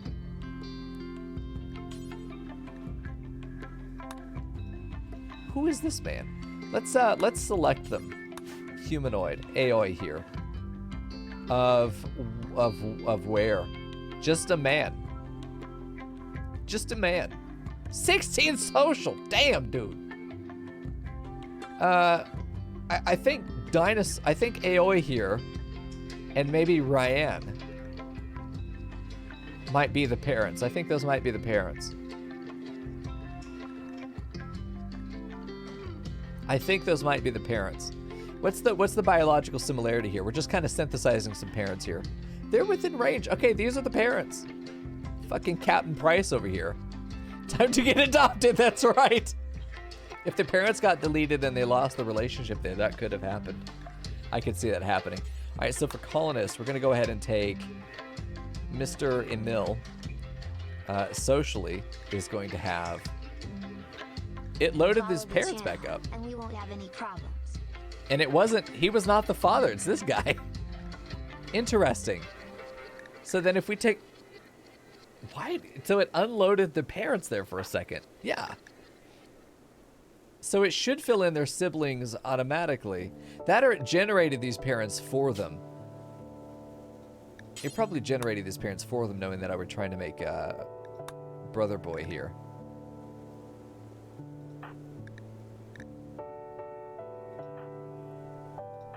I didn't keep it. Let's take a look. Emil still does not have brother on Lenin. I don't know. I give up. Perfect. I don't know. I give up. You guys are saying herbal for Amelia here. That makes sense. We'll just keep her on herbal then. She already has it. There we go. Let's check our medical. We'll be able to keep track on all of the on all of their 10s right here. Amelia's gonna have to take care of herself though, and I think she should do that. No, sorry, Cardelia. But Cardelia is also kind of a bitch, so I'm not sure. Where is Cardelia? She should not be there. She should be in here. Rest until healed. Are you tended at all? You're not even fucking tended. What is wrong with you? She wants to die, dude. She wants to fucking die. It's the only answer. Villain has not been tended, but she's not very far behind. Feather is fine. Brains is fine. It's just Villain and Cardelia for the most part. C-Band, we'll get to her. We'll get to her. We're really not that far behind even with this. I think it wouldn't take very good tending in order to make it happen. Self-tend, though, is scary. 66% is excellent. She just needs to get into bed. Tending C-Band now. Before I would just want to point out she went for C-Band before Villain. She went for C-Band before Villain. She is using the good meds for it, though. All right, see what 10 she gives her. Villain might actually just be able to beat this without any help. 100% tend. Perfect. Back onto herbal. I think we're going to beat this very easily. C-Band's already ahead of it. Barely, but definitely there. Villain is now ahead of it. Cardelia is still behind. She really does need to get into bed. How's Amelia? She's behind. Level 13 in medical for Cardelia. Perfect.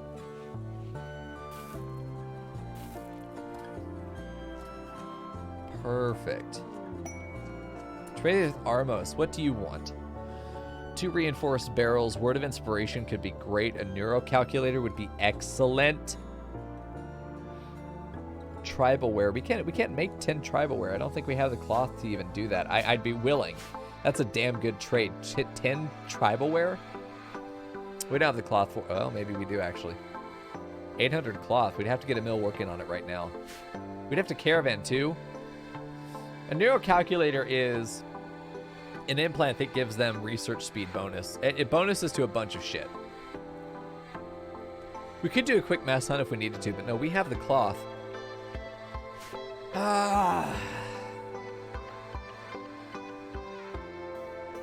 Emil in a flirting frenzy, dude. He's just in love, dude. It's puppy love. All right, let's see.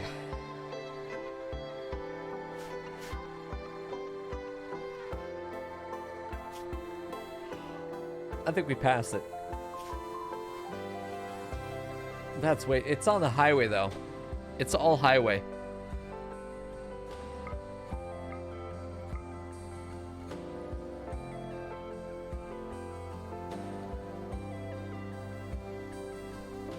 It's all highway over grassland.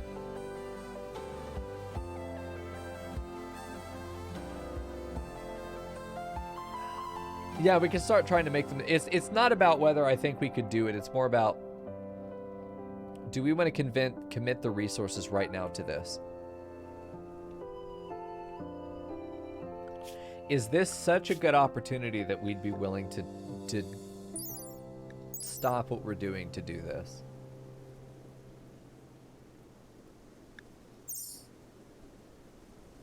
This, by the way, is fucking broken, obviously, but it's especially broken if you get the Tortured Artist trait, which is incredible, because you can force inspired creativities on cooldown, which is insane. Just insane, being able to do that. It's 10 tribalware. This is an important decision. Either way, I think that this is a very important decision. 60, so it's 600 cloth, which is 2/3 of our supply,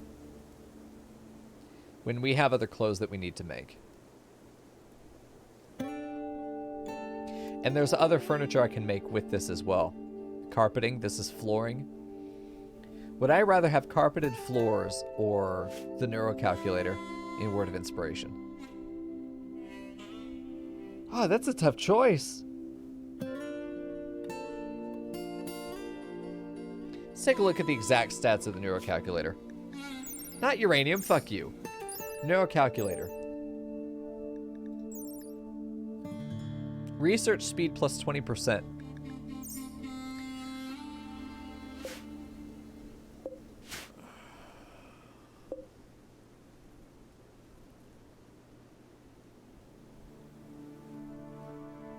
No. Because, I think not. I think not. The time spent caravanning, we don't have food for caravanning.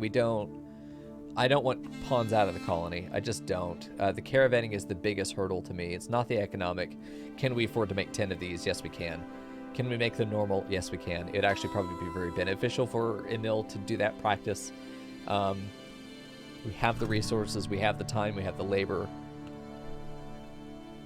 But that would have to be inserted into somebody who's going to do dedicated research. Cardelia is our researcher right now. Nobody else is doing that brain surgery on her. I don't even want her doing brain surgery.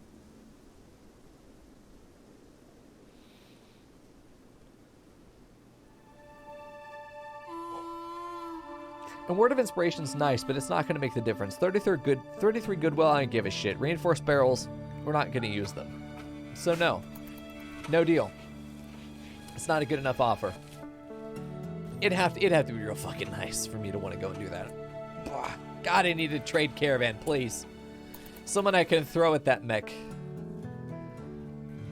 set up down there. Please, please, please. Before it cuts all... This is really what I'm worried about because it's already over here.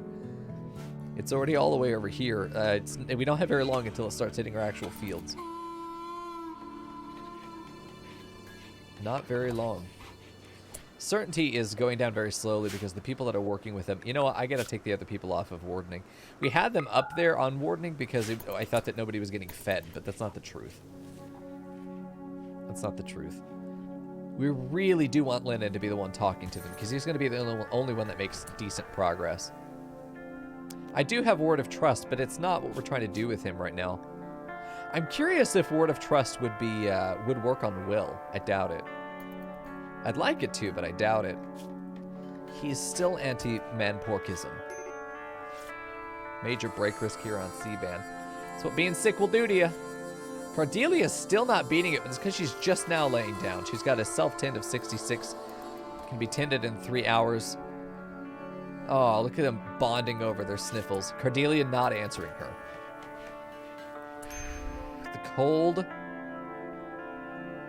The cold shoulder from Cardelia. Villain who is beating this infection's ass. Just not feeling good about it. C-band's doing okay. C-band needs to go lay the fuck down. C-band, go lay down. I need to add a bed. This is unknown. We're gonna make this medical. C-band, rest.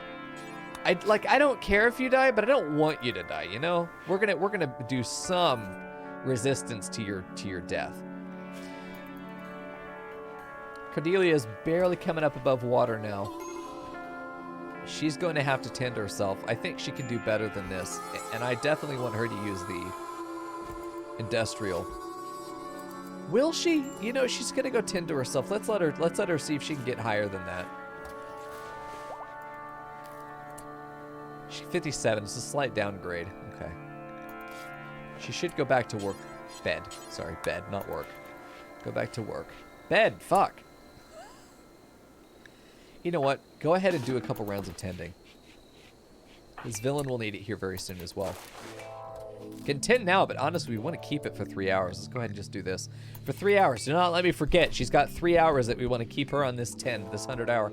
I'm pretty sure that we could keep her on just regular herbal meds at this point. She's got such a lead. Such a lead.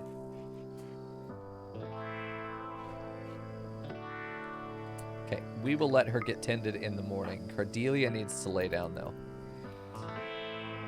She's got 11 hours on this 57% tend. As long as it's above 50, I feel totally fine about it, you know?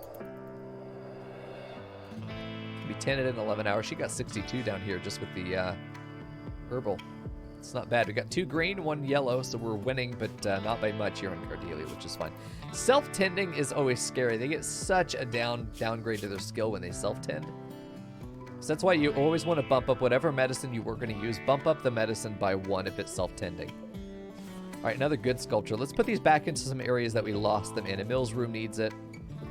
I think our moods are going to drop across the board if we don't get these rooms set back up again. Like, Brains needs his again. He's been such a fucking trooper, dude.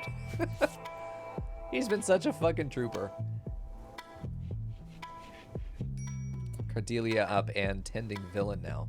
No, just getting her gun. She's up and could tend to villain. Please, tend to villain. Oh, she's already been tended. She has. Again, the cold shoulder. Villain, get back in bed. You don't go anywhere. You get fed. You don't feed. We got to really try and take care of these guys. Hopefully they don't go into mental breaks. She's praying right now. She's malnourished. We need to get somebody over here. Emil, feed your wife. Reserved by Brains. Brains will do it. Brains is a good boy. There we go. Get them fed. Amelia breaking her silence. Finally. she would for. Please insert Titans directly to mouth. Certainty down to 18. You can see the difference in getting a quality speaker in there. Whoa, holy shit, dude. Brains comes in singing and then is making small talk with Feather, who, by the way, is going to be up in just a day. And is 6 medical. Not great, but is 6 medical and a 2nd warden. Oh! And another crafter, which should be very, very good because we're about to want to go into, like, smithing, which should be great. Titans? Yes. All right. Dude, it's going well. Would love to have orbital traders hang out with us. Just once. But so far nothing. They really do like walking over this corner to get to the barn.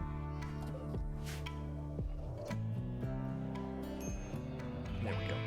All the sheep incest you could ever want down here at Ram Ranch. Get your tickets today. Oh man. Slave suppression, 79% there on C-Band. How's C-Band doing? We still don't have green for Cardelia. She's also not in fucking bed. Get to bed. Tending to Cardelia. Okay, she has to tend to herself. I'm fine with her using this medicine because we've kind of allocated all 9 for this. It's only 33%. That is really painful. She's not winning. She's dying currently. Tending to Amelia. How's Amelia? She's fine. Get this tend, and then somebody else is going to have to take over the doctoring at this point. Cordelia has to stay in bed for the remainder of this infection or she will die. That is pretty much the point-blank truth. She must stay in bed. With 33, that is really close. The other 2 are so far ahead. The other 3 are so far ahead that it's not... Traders? Yeah, they're coming right for this position. I didn't see them coming in on the map. Yeah, we got traders. Okay. Whoa, nice Terran, dude. So, colony leader is not the one that gets preach health. It's actually the priest. Do you have any Glitterworld meds? No, because I sold them. I would buy a single Glitterworld med here. This would be a good time for it. As soon as Feather wakes up, we're making her into... She's also the wrong religion. We need to get her to the right religion, then we would make her the moral guide. But that's not something we've been able to get going yet. Okay, there we go. Trade combat supplier, not bad. Yep. We sold the Glitter Worlds because we very rarely need it. I would still have sold them. Knowing what I know now, I still would have sold them. Like, the decision was correct. Pilot great bow. Get rid of the revolvers. Keep the hunting rifle. Get rid of the crossbows. It's 150 bucks. A PDW and assault rifle. Hell yeah, that's a decent ass fucking weapon. That's a decent weapon right there. An excellent prestige marine helmet. That's actually quite worth. A PDW is a pretty fair weapon as well. It's very slow to fire once it gets going though. 2.35 seconds to fire a 3-round burst. As opposed to the assault rifle, which is 1.7 to fire a 3-round burst.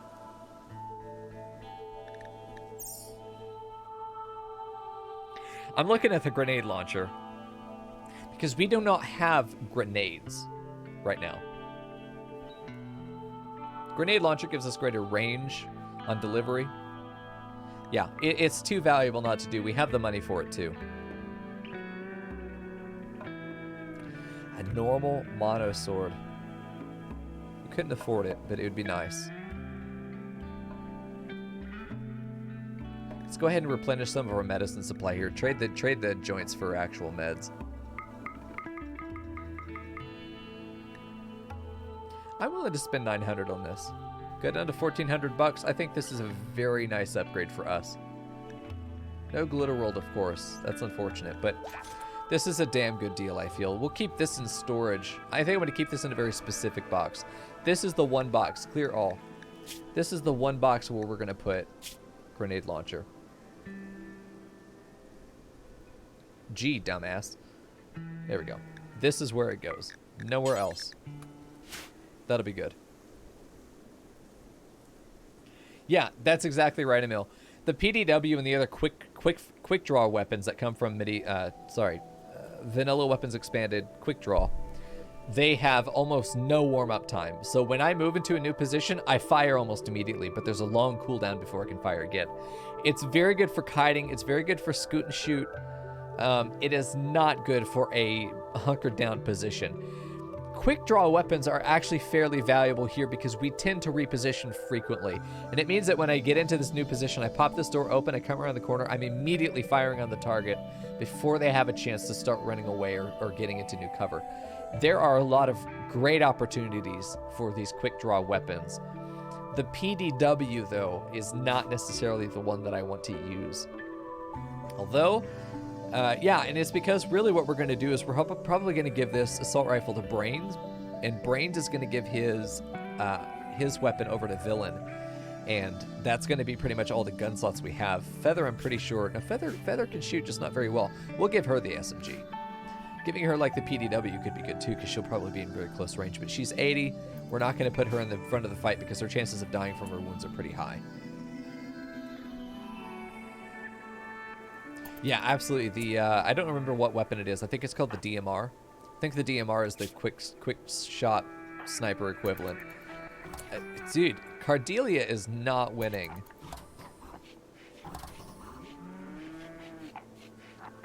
Is it just slow? So they're just about on point. She's actively falling behind. 33 is not enough. We really do need a single glitter world. Do we pop the Ancient Danger to get a glitter world med for Cardelia? Our doctor. Our only doctor.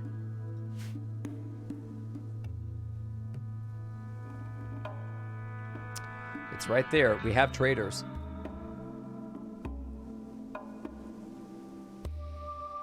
Just opening it would probably get us what we need. Brains would do it. We'd be in a combat situation. We'd open it and fucking run instantly. Run back up here, let the traders handle it. I think now's the time to do it.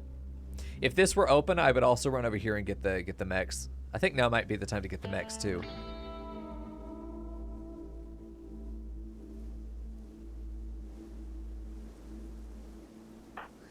Lennon, I want you to get over here, and you're gonna piss off the mechs while the traders are still here. Brains is gonna get into position, and we're gonna open the ancient vault.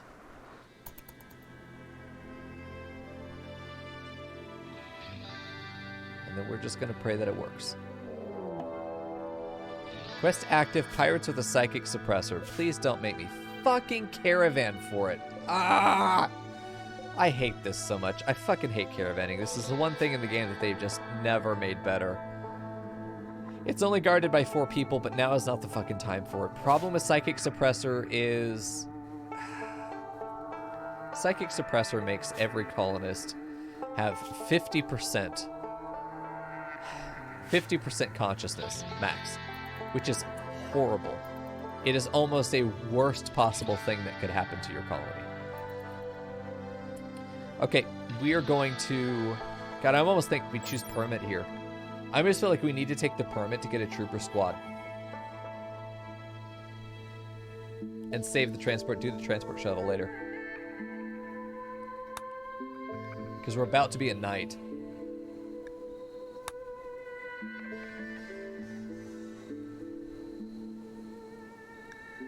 Yeah. We do this now. We do this now. So... should be able to call aid, trooper squad here. Well, we're really going to run back and let them handle it. I do want them here, though. No line of sight to target. Oh, I have to select a target for them to attack? What the fuck? Or he has to be able to see it to call them down. Okay. Call them down. Some bonus, guys. These have decent weapons. I'm sure they're all bio-coded. Bio-coded, bio-coded. Okay, yeah, they're all bio-coded. We're going to have these guys as... oh, they're just... okay, they're just wild. They're just wild then. Okay. These guys should probably be able to handle the mechs. If nothing else, they're going to at least weaken them for us. Let's have Lennon go ahead and piss this off. You hit the fucking muffalo. You hit the fucking muffalo, Lennon. Okay, so nothing else popped out. We're going to let that go. He's going to come back here. Brains is going to get undrafted here in a second.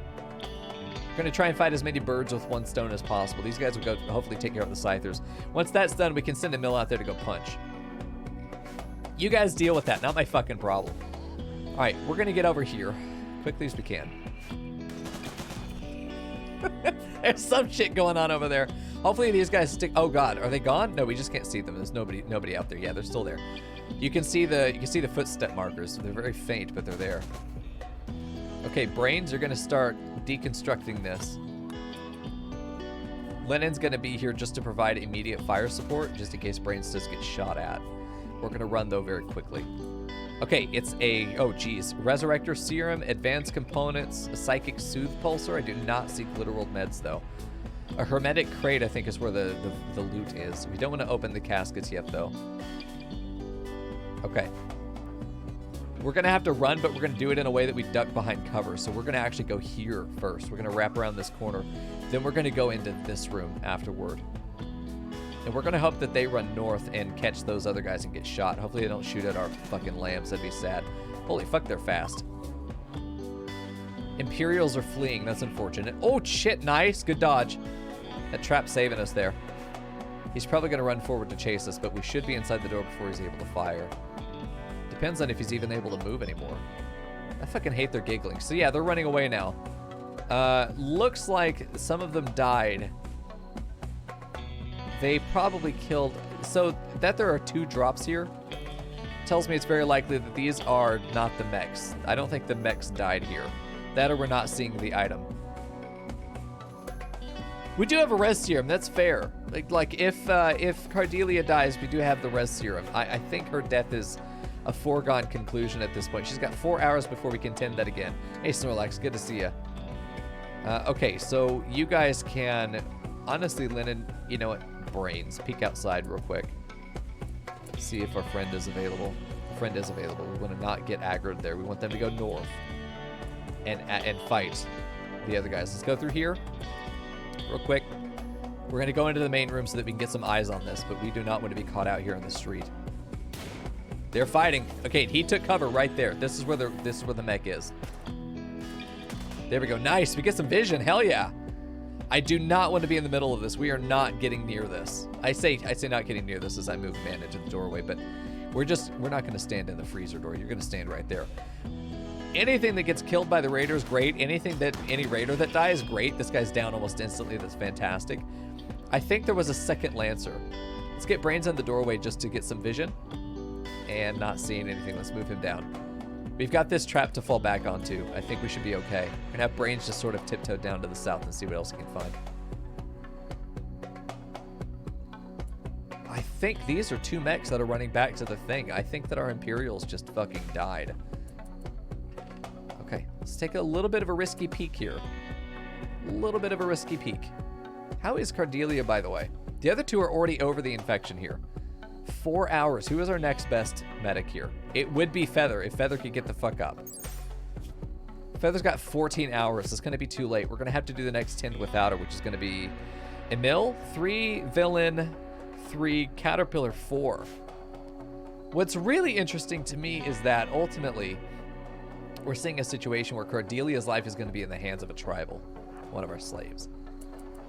It will be ultimately the slave's execution of the tending that will determine Cordelia's survival, and I find that fascinating. Unless this if does opening this open the caskets? I don't want to open the caskets, but I do want to open this motherfucker. We'll have to see. Oh shit, it's only a tech print. Oh my god, I was hoping for Glitter World meds. There could still be some in here. Let's go check. I don't want to open the caskets. We are not ready for caskets to be opened. Okay. That's a shame. That's a big shame. No, well, it's open now. This building is usable to us now. We might make this into a workshop. This would be a great little workshop. This would actually be an ideal fucking hospital. This is an almost ideal position for a hospital. Holy shit, nice. These guys are active, but we don't have to worry about them right now. Let's just get back. It's going to be Caterpillar, who is still sick with the gut worms. Hunger and pain, but it's not really affecting any of their other stuff right now. We just need to be prepared for this. She's falling. It's going to have to be a damn good 10. I mean, we're talking 50, 60. Yeah, high res, bi res. I don't know. We're probably going to instantly use it. Like, she won't stay dead, but I'd rather have that. I'd rather have that to keep. Amelia should be over it as well. She's got immunity. Everyone else is beating it. The problem is Cordelia's been up and running around this whole time. She's not staying in bed. How long do we have? 3 hours. I want to have the medicine up here. Clear, critical medicine. And good medicine, too. Get the fuck out of your food. Medicine, industrial medicine. And let's probably have Brains, who's passing by right now, pick up the stack available to merge into. What if we say no medicine here and we do a haul urgent order? Urgent haul this medicine. Urgently haul it, please. We also have this out here. Is anybody close? Caterpillar is. I need you to go ahead and haul this. Colonist needs treatment. It's Caterpillar, but Caterpillar should be fine. It's gutworms, whatever. We're good. Did anyone up here get injured or die? No. They're all just fucking piling in. Go eat, my children. Whoa. What is this? Radar says something is landing over here. Looks like it's, oh, this is just simple dessert. Okay, so that's just cargo pods. It's nice that we're going to be able to see stuff landing on the map now, because before we had no idea. Like, there could have been people's parents that landed out here and were injured, and we just never heard them, you know? Ouch. Never heard it, and then they fucking die. Gonna be very close. Cordelia is in extreme peril right now. We have Caterpillar, who should be picking up this medicine, and apparently a bunch of other shit. I do wish that there was a just haul button. Just haul the one thing, because he's got to pick all this shit up before he does a haul. Whole job. How long do we have? 2 hours. Fucking Caterpillar, bring the meds over here. Oh my, look at him, he's picking everything up. Stop. Get over here. Get in this room. You are the doctor now. Every second that's wasted, he's just going to stand there too. Every second that is wasted is going to be enough to kill.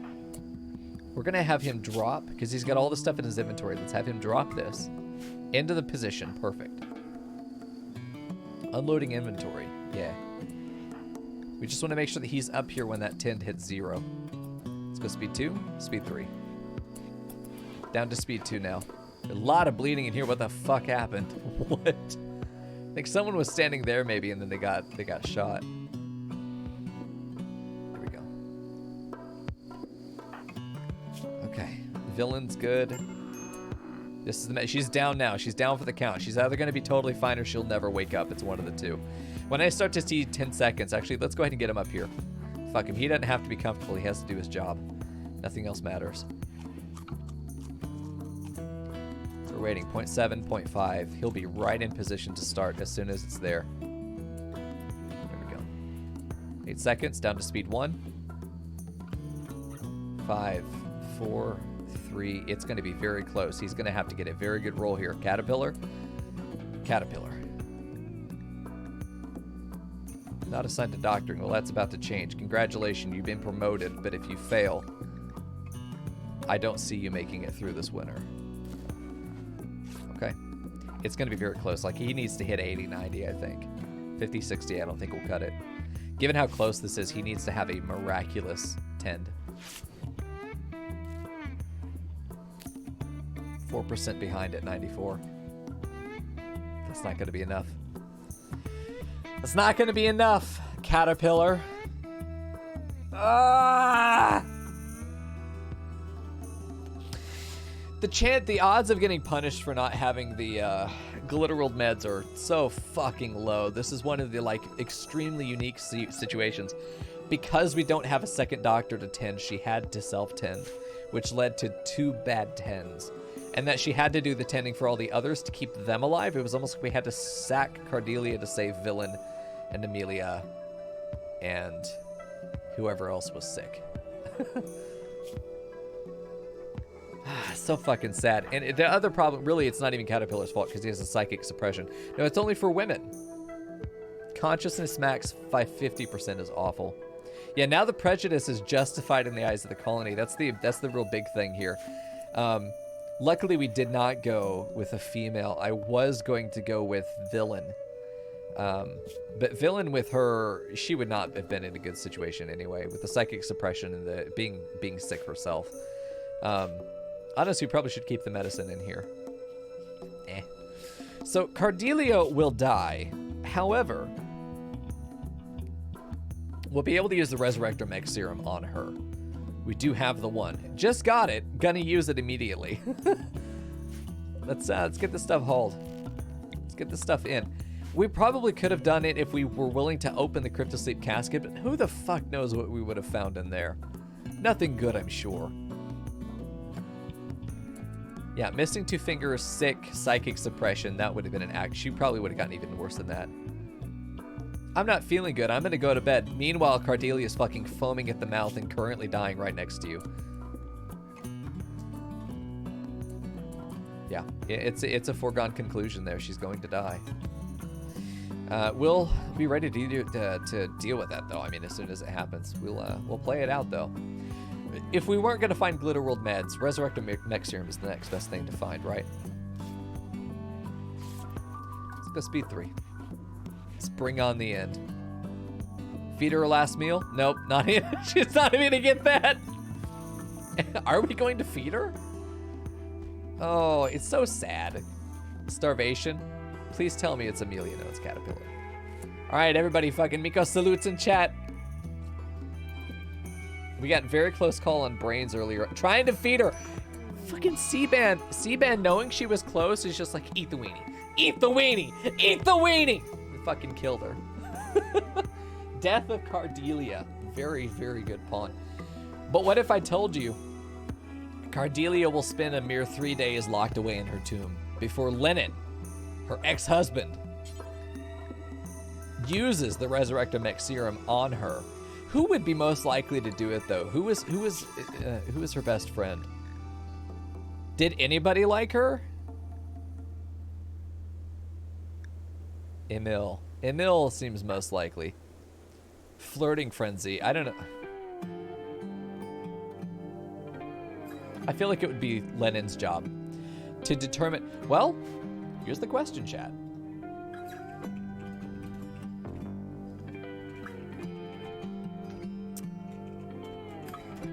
It's up to you, actually.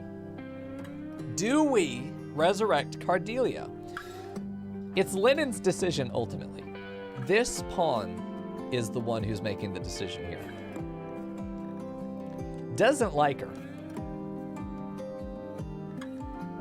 Cardelia did try to kill Villain, but I don't know if anybody caught onto her scheme. She just looked like a shitty doctor for a minute. She barely didn't make it either. Hey, Talif. She barely didn't make it. Resoundingly, I say that, we have like 8 votes, so it doesn't really count, you know.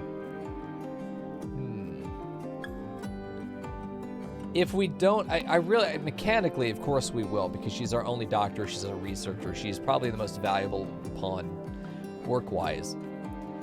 She's also fucking trigger happy, which is insane. Trigger happy with an SMG. But narratively, would he do it? I still think he would. I still think he would. Yeah, I'm with you, Husky. Even though we know she's kind of a bitch and she's been a pain in the ass, she is kind of keeping us alive. I think Mills Pond would 100% say yes, because he has a life debt to her. She saved his life. I think that if we had the opportunity to bring her back, I think that Emil would pressure Lennon to let it happen. Regardless. I'm with you, Husky, and so is chat. So we're going to go ahead and resurrect her here. Lennon's going to go ahead and use the res serum. Hey, she could have brain damage. Who knows? She could wake up not quite herself. So let's make sure that she doesn't fucking get cremated, because I've had that happen before. Someone's on their way. Nobody will even know that she's dead. It's just like we're doing CPR and then we like inject her. We need her. But here's the thing, Yellen. We're not playing for gameplay. We're playing for story. I don't give a shit if gameplay-wise we need her. It doesn't matter. If narratively they wouldn't bring her back, maybe that's the downfall of the colony. But we can make that a we can make that a plot point. Is the whole point. If I were playing mechanically, this game we would have already been off the planet by now. Let's be real. We're playing. Oh geez, here we go. God, please no fucking brain damage. She's like, ew, dead body. Shh, don't fucking say that. Nobody knows yet. She's back, and she prefers the left side. It's still warm for where Villain was laying. Resurrection sickness, but no brain damage. Perfect. She is, in fact, born again. Very good. Well, welcome back, Cordelia, you fuck. Do I have to reset her jobs? God damn it. That's the real punishment. All right. All right, so we need to, well, we have to have a doctor. Someone's got to do it. Ugh, I can't, it's not Cordelia right now. Yeah, maybe Zaya, I didn't know if maybe that was her personality, but she definitely did only barely make it, but it was because of her tending to all three other patients that they made it as well as they did. I definitely think it can't be understated that she made a noble sacrifice there, and I think it's interesting. It's almost like how they do shitty Deus Ex Machina, death is cheap tropes in like Marvel movies and shit, where like the heroes make an epic sacrifice, but then they get revived anyway. Like, it didn't fucking cost anything anyway. Like, who gives a shit at that point? Death is cheap. The stakes are lowered so much by resurrection that we really want it to be. We really want it to be this momentous moment, which for us, in our desperation, we pop this open and we use all of the tricks in our book in order to get access to what's in here, hoping to find medicine.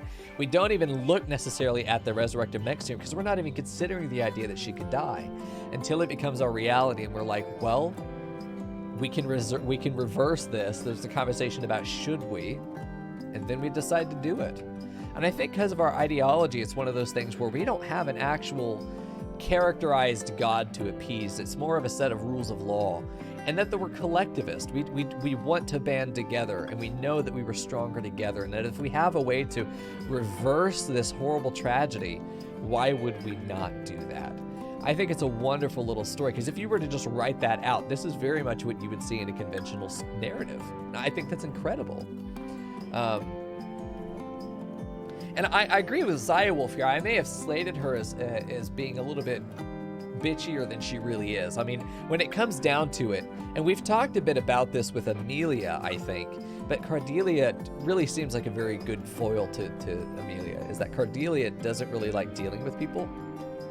She gets hit on every time she walks down the street, and you started this entire campaign with her just being constantly hit on. She finally courts Lennon, who right after he becomes powerful.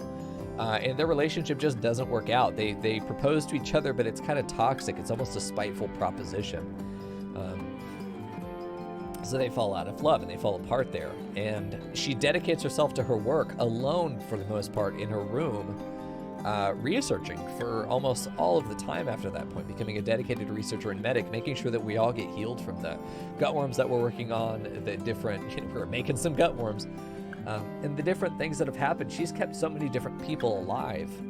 She has saved countless lives at this point. That just because she may be a little bit gruff and she didn't have a successful relationship with Lennon does not make her a bad person. You know, it does not make her a lesser person. It just didn't work out. And I wonder if that's even my bias toward Lennon, being that anyone who didn't get with him automatically must be bad. You know, we're trying to find these characters and their behavior. So we need to be able to look and reassess what their personality is. I think Cordelia just ends up being kind of standoffish, which is really interesting. Antisocial but kind, and I don't know about kind. I mean, she doesn't have the trait for kindness, you know, but she does have greedy, slob, and trigger happy. Impulsive, slob, she's greedy, she's not beautiful. I think she fucks like a wild fucking animal, though. I gotta be honest with you. She's also a nudist. She really is kind of an animalistic person, isn't she? It's ironic, though, that she's doing medical and intellectual, which is the complete opposite of her personality here. She was an urchin, too. An herb world urchin, ancient and deep industrial cityscapes, bursting with humanity and poison. Cordelia grew up in the dark, unwanted reaches of such a place. She had to fight for every scrap of food. That explains her personality, I think, very well. I think that describes her personality incredibly well, especially her situation. She grew up in an environment where everything was competitive, and now she's in this very collectivist environment where everyone's working together in teamwork. She has been very much alone this whole time, until she got courted with Lennon. She even proposed marriage to him and was rejected first, which I think then should be very, from her perspective, that's a powerful. She opened up to him probably for the first time. Everyone was hating on her, and she said, no, I'm not willing to take that leap with anybody, or I'm not interested in that. She finally finds interest and opens up to Lennon, and he shuts her down. Then they go on, and the relationship is a little bit rocky. You know, they recover. Then he goes back to her, but I think at this point, she is wounded and distrustful of him, which I think would make sense given her history and given their history now, where she has been wounded after she opened up to him. Would she open up again after it took so much time? No, she wouldn't, and she didn't, and she broke it off with him. I think he tried twice. I think the first time is when they had a real big problem, but he tried again because it was a fresh rejection when we caught it that second time. I think he made a second proposal saying, I'm serious, Cordelia, I mean it. I really think that we can make this work, and I'd like to, but I also wonder if it's what sometimes happens where a couple that has a lot of problems will sometimes get married, thinking that their marriage will somehow improve their relationship because they'll maybe take it more seriously at that point. It doesn't work, by the way. The foundation is still broken. But this is absolutely fascinating to me because this is exactly what I think Tynan envisioned for the game, and this is what I enjoy about it the most, is this really compelling story that we've just discovered. It was right under our nose this whole time, but we didn't know until really just now. We weren't really working to dig into Cordelia until now. I think Lennon ends up being sort of your typical... I think he's become self-centered in his leadership. And I think as a result, he's been very insensitive to what Cordelia's needs were. And I know that they had a relationship for a while where they were talking a lot. And I imagine at some point she must have opened up to him about her past and her history. Let's compare it here. A child spy. Fuck, of course. Child spy. Children are presumed innocent, which makes them excellent spies. I really think this would make him very manipulative, because to be a successful spy, you have to be able to gain people's trust. And then you have to be able to leverage that trust to get what you want, to get access to information or other people or locations. That's a spy's job. He might have just been a scout. You know, he's not actually doing like 007 spy shit in proper espionage. But being a spy is just being an informant. He was trained in the art of infiltration when he was just a small child. He became a minstrel. And this is a cover. Let's be real. He's not actually a minstrel. He posed as this for a while. This has been his cover up until this point. He could always be found telling stories or singing songs. The fucking bard is the one who knows where That's exactly who this was, dude. This is the guy in the bar or on the street corner who knows all of the dealers, knows all of the homeless, knows all the hookers, and he has eyes and ears on every corner of the street, and he knows everything. He's the guy you go and pay for when you want to really know what's going on. That's the good shit. Follow the channel. He's just posing as a minstrel because he doesn't want to get caught. Is this all still part of his cover story? This whole thing he's doing here now as the colonist? Because he might still just be doing espionage, perhaps informing to the emperor on what's going on out here in the frontier, or perhaps even on the other colonists maybe that came with him. I think Emil might be in on it. Maybe Emil doesn't know that he's a spy. Emil was greatly affected by a traumatic event early in his life. For many years, he refused to speak to people, preferring instead to play with his household's numerous pets. I think he, when he was young, caught wind of what was going on with Lenin and his position as a spy, and did not have the backbone for it. It absolutely was terrified of what he realized was happening. Maybe it was a trainer, or maybe it was a... Yeah, we are. That's right. Welcome to Rooms of Our Lives. This is the whole point of our playstyle here. Glad you're enjoying it. I think that he might have had a close encounter with Lenin's true operations as a child. And not what Lenin was doing, but I think he might have like walked into a study, you know, like walked into the room maybe mid-conversation and seen sort of what Lenin's daily life was like. Maybe he saw briefly behind the mask. It was terrified to not recognize his own brother. Perhaps their relationship was fabricated, and maybe that's why it doesn't exist anymore, because we had a glitch where their relationship as brothers was actually removed from the game, and I don't know why. I wonder if their brotherhood was actually fabricated from the start as part of a cover identity for Lenin, to insert him and infiltrate him into... Is he spying on the Empire? Holy shit! Is Lenin actually spying on the Empire? His whole art is about deception, and he has now wormed his way organically into the leadership position and into the religious forefront of this new colony, and is gaining rank within the Empire, which gives him access. He has already been ordained as our priest. He has already been given the acolyte rank and is about to be knighted.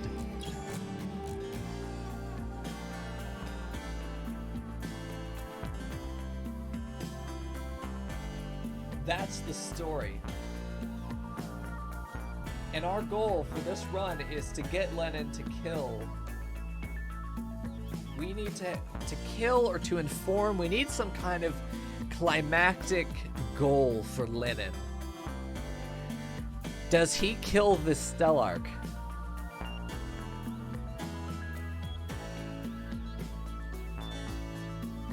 Does Lenin mean to assassinate the Stellarch?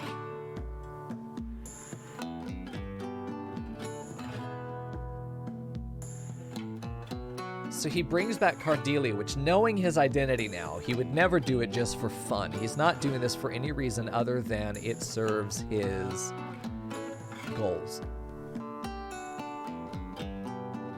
I don't see her being in on it. I think Lenin is a sole operator here. She's useful. I think that's it. He doesn't care about their relationship. She is useful. If anything, I think this gives him leverage over her. I'm curious, though, if this helps their relationship. Rescued me, plus 15. It wipes their history clean. Doesn't matter how he likes her. Only matters how she likes him. Because that makes her manipulable. Lenin, you dog. Animal hater, probably because animals are really good at knowing if people are trustworthy or not. They're really good at sensing bad people. Schizoid. Ooh.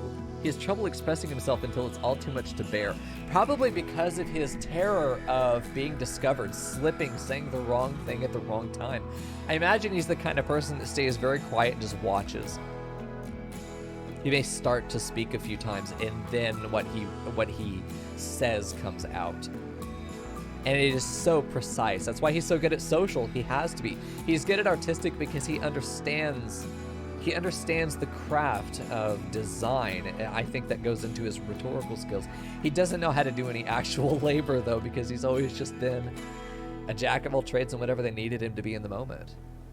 Yeah, I think it's Direwolf. I think it's absolutely right. This is the pressure of him having to conceal, and I say conceal his identity, but not have an identity for his entire life. He's 44 years biologically. He's experienced 44 years of life, and I think the mountains would be interesting.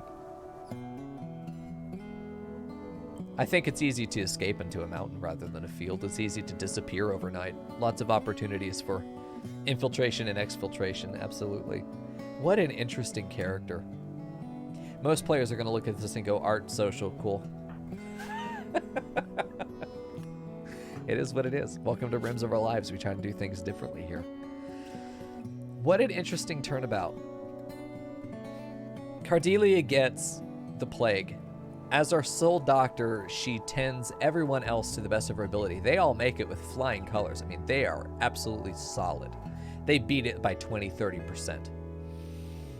But she falls behind. And in spending all that time being up, walking around, tending the others, she neglects herself and barely doesn't make it. In our desperation in her final hours, we ran into the ancient tomb, taking that massive risk in order to hopefully find some Glitterworld meds to get a good tend on her and save her life. What we found instead were Resurrector mech serum. We didn't intend to use it originally. I didn't even recognize the 1+1 that, yeah, even if she dies, we'll use it. But then it became apparent that we would need to. In the process, it was Lennon's decision ultimately to do it, and in that we discovered his very interesting backstory.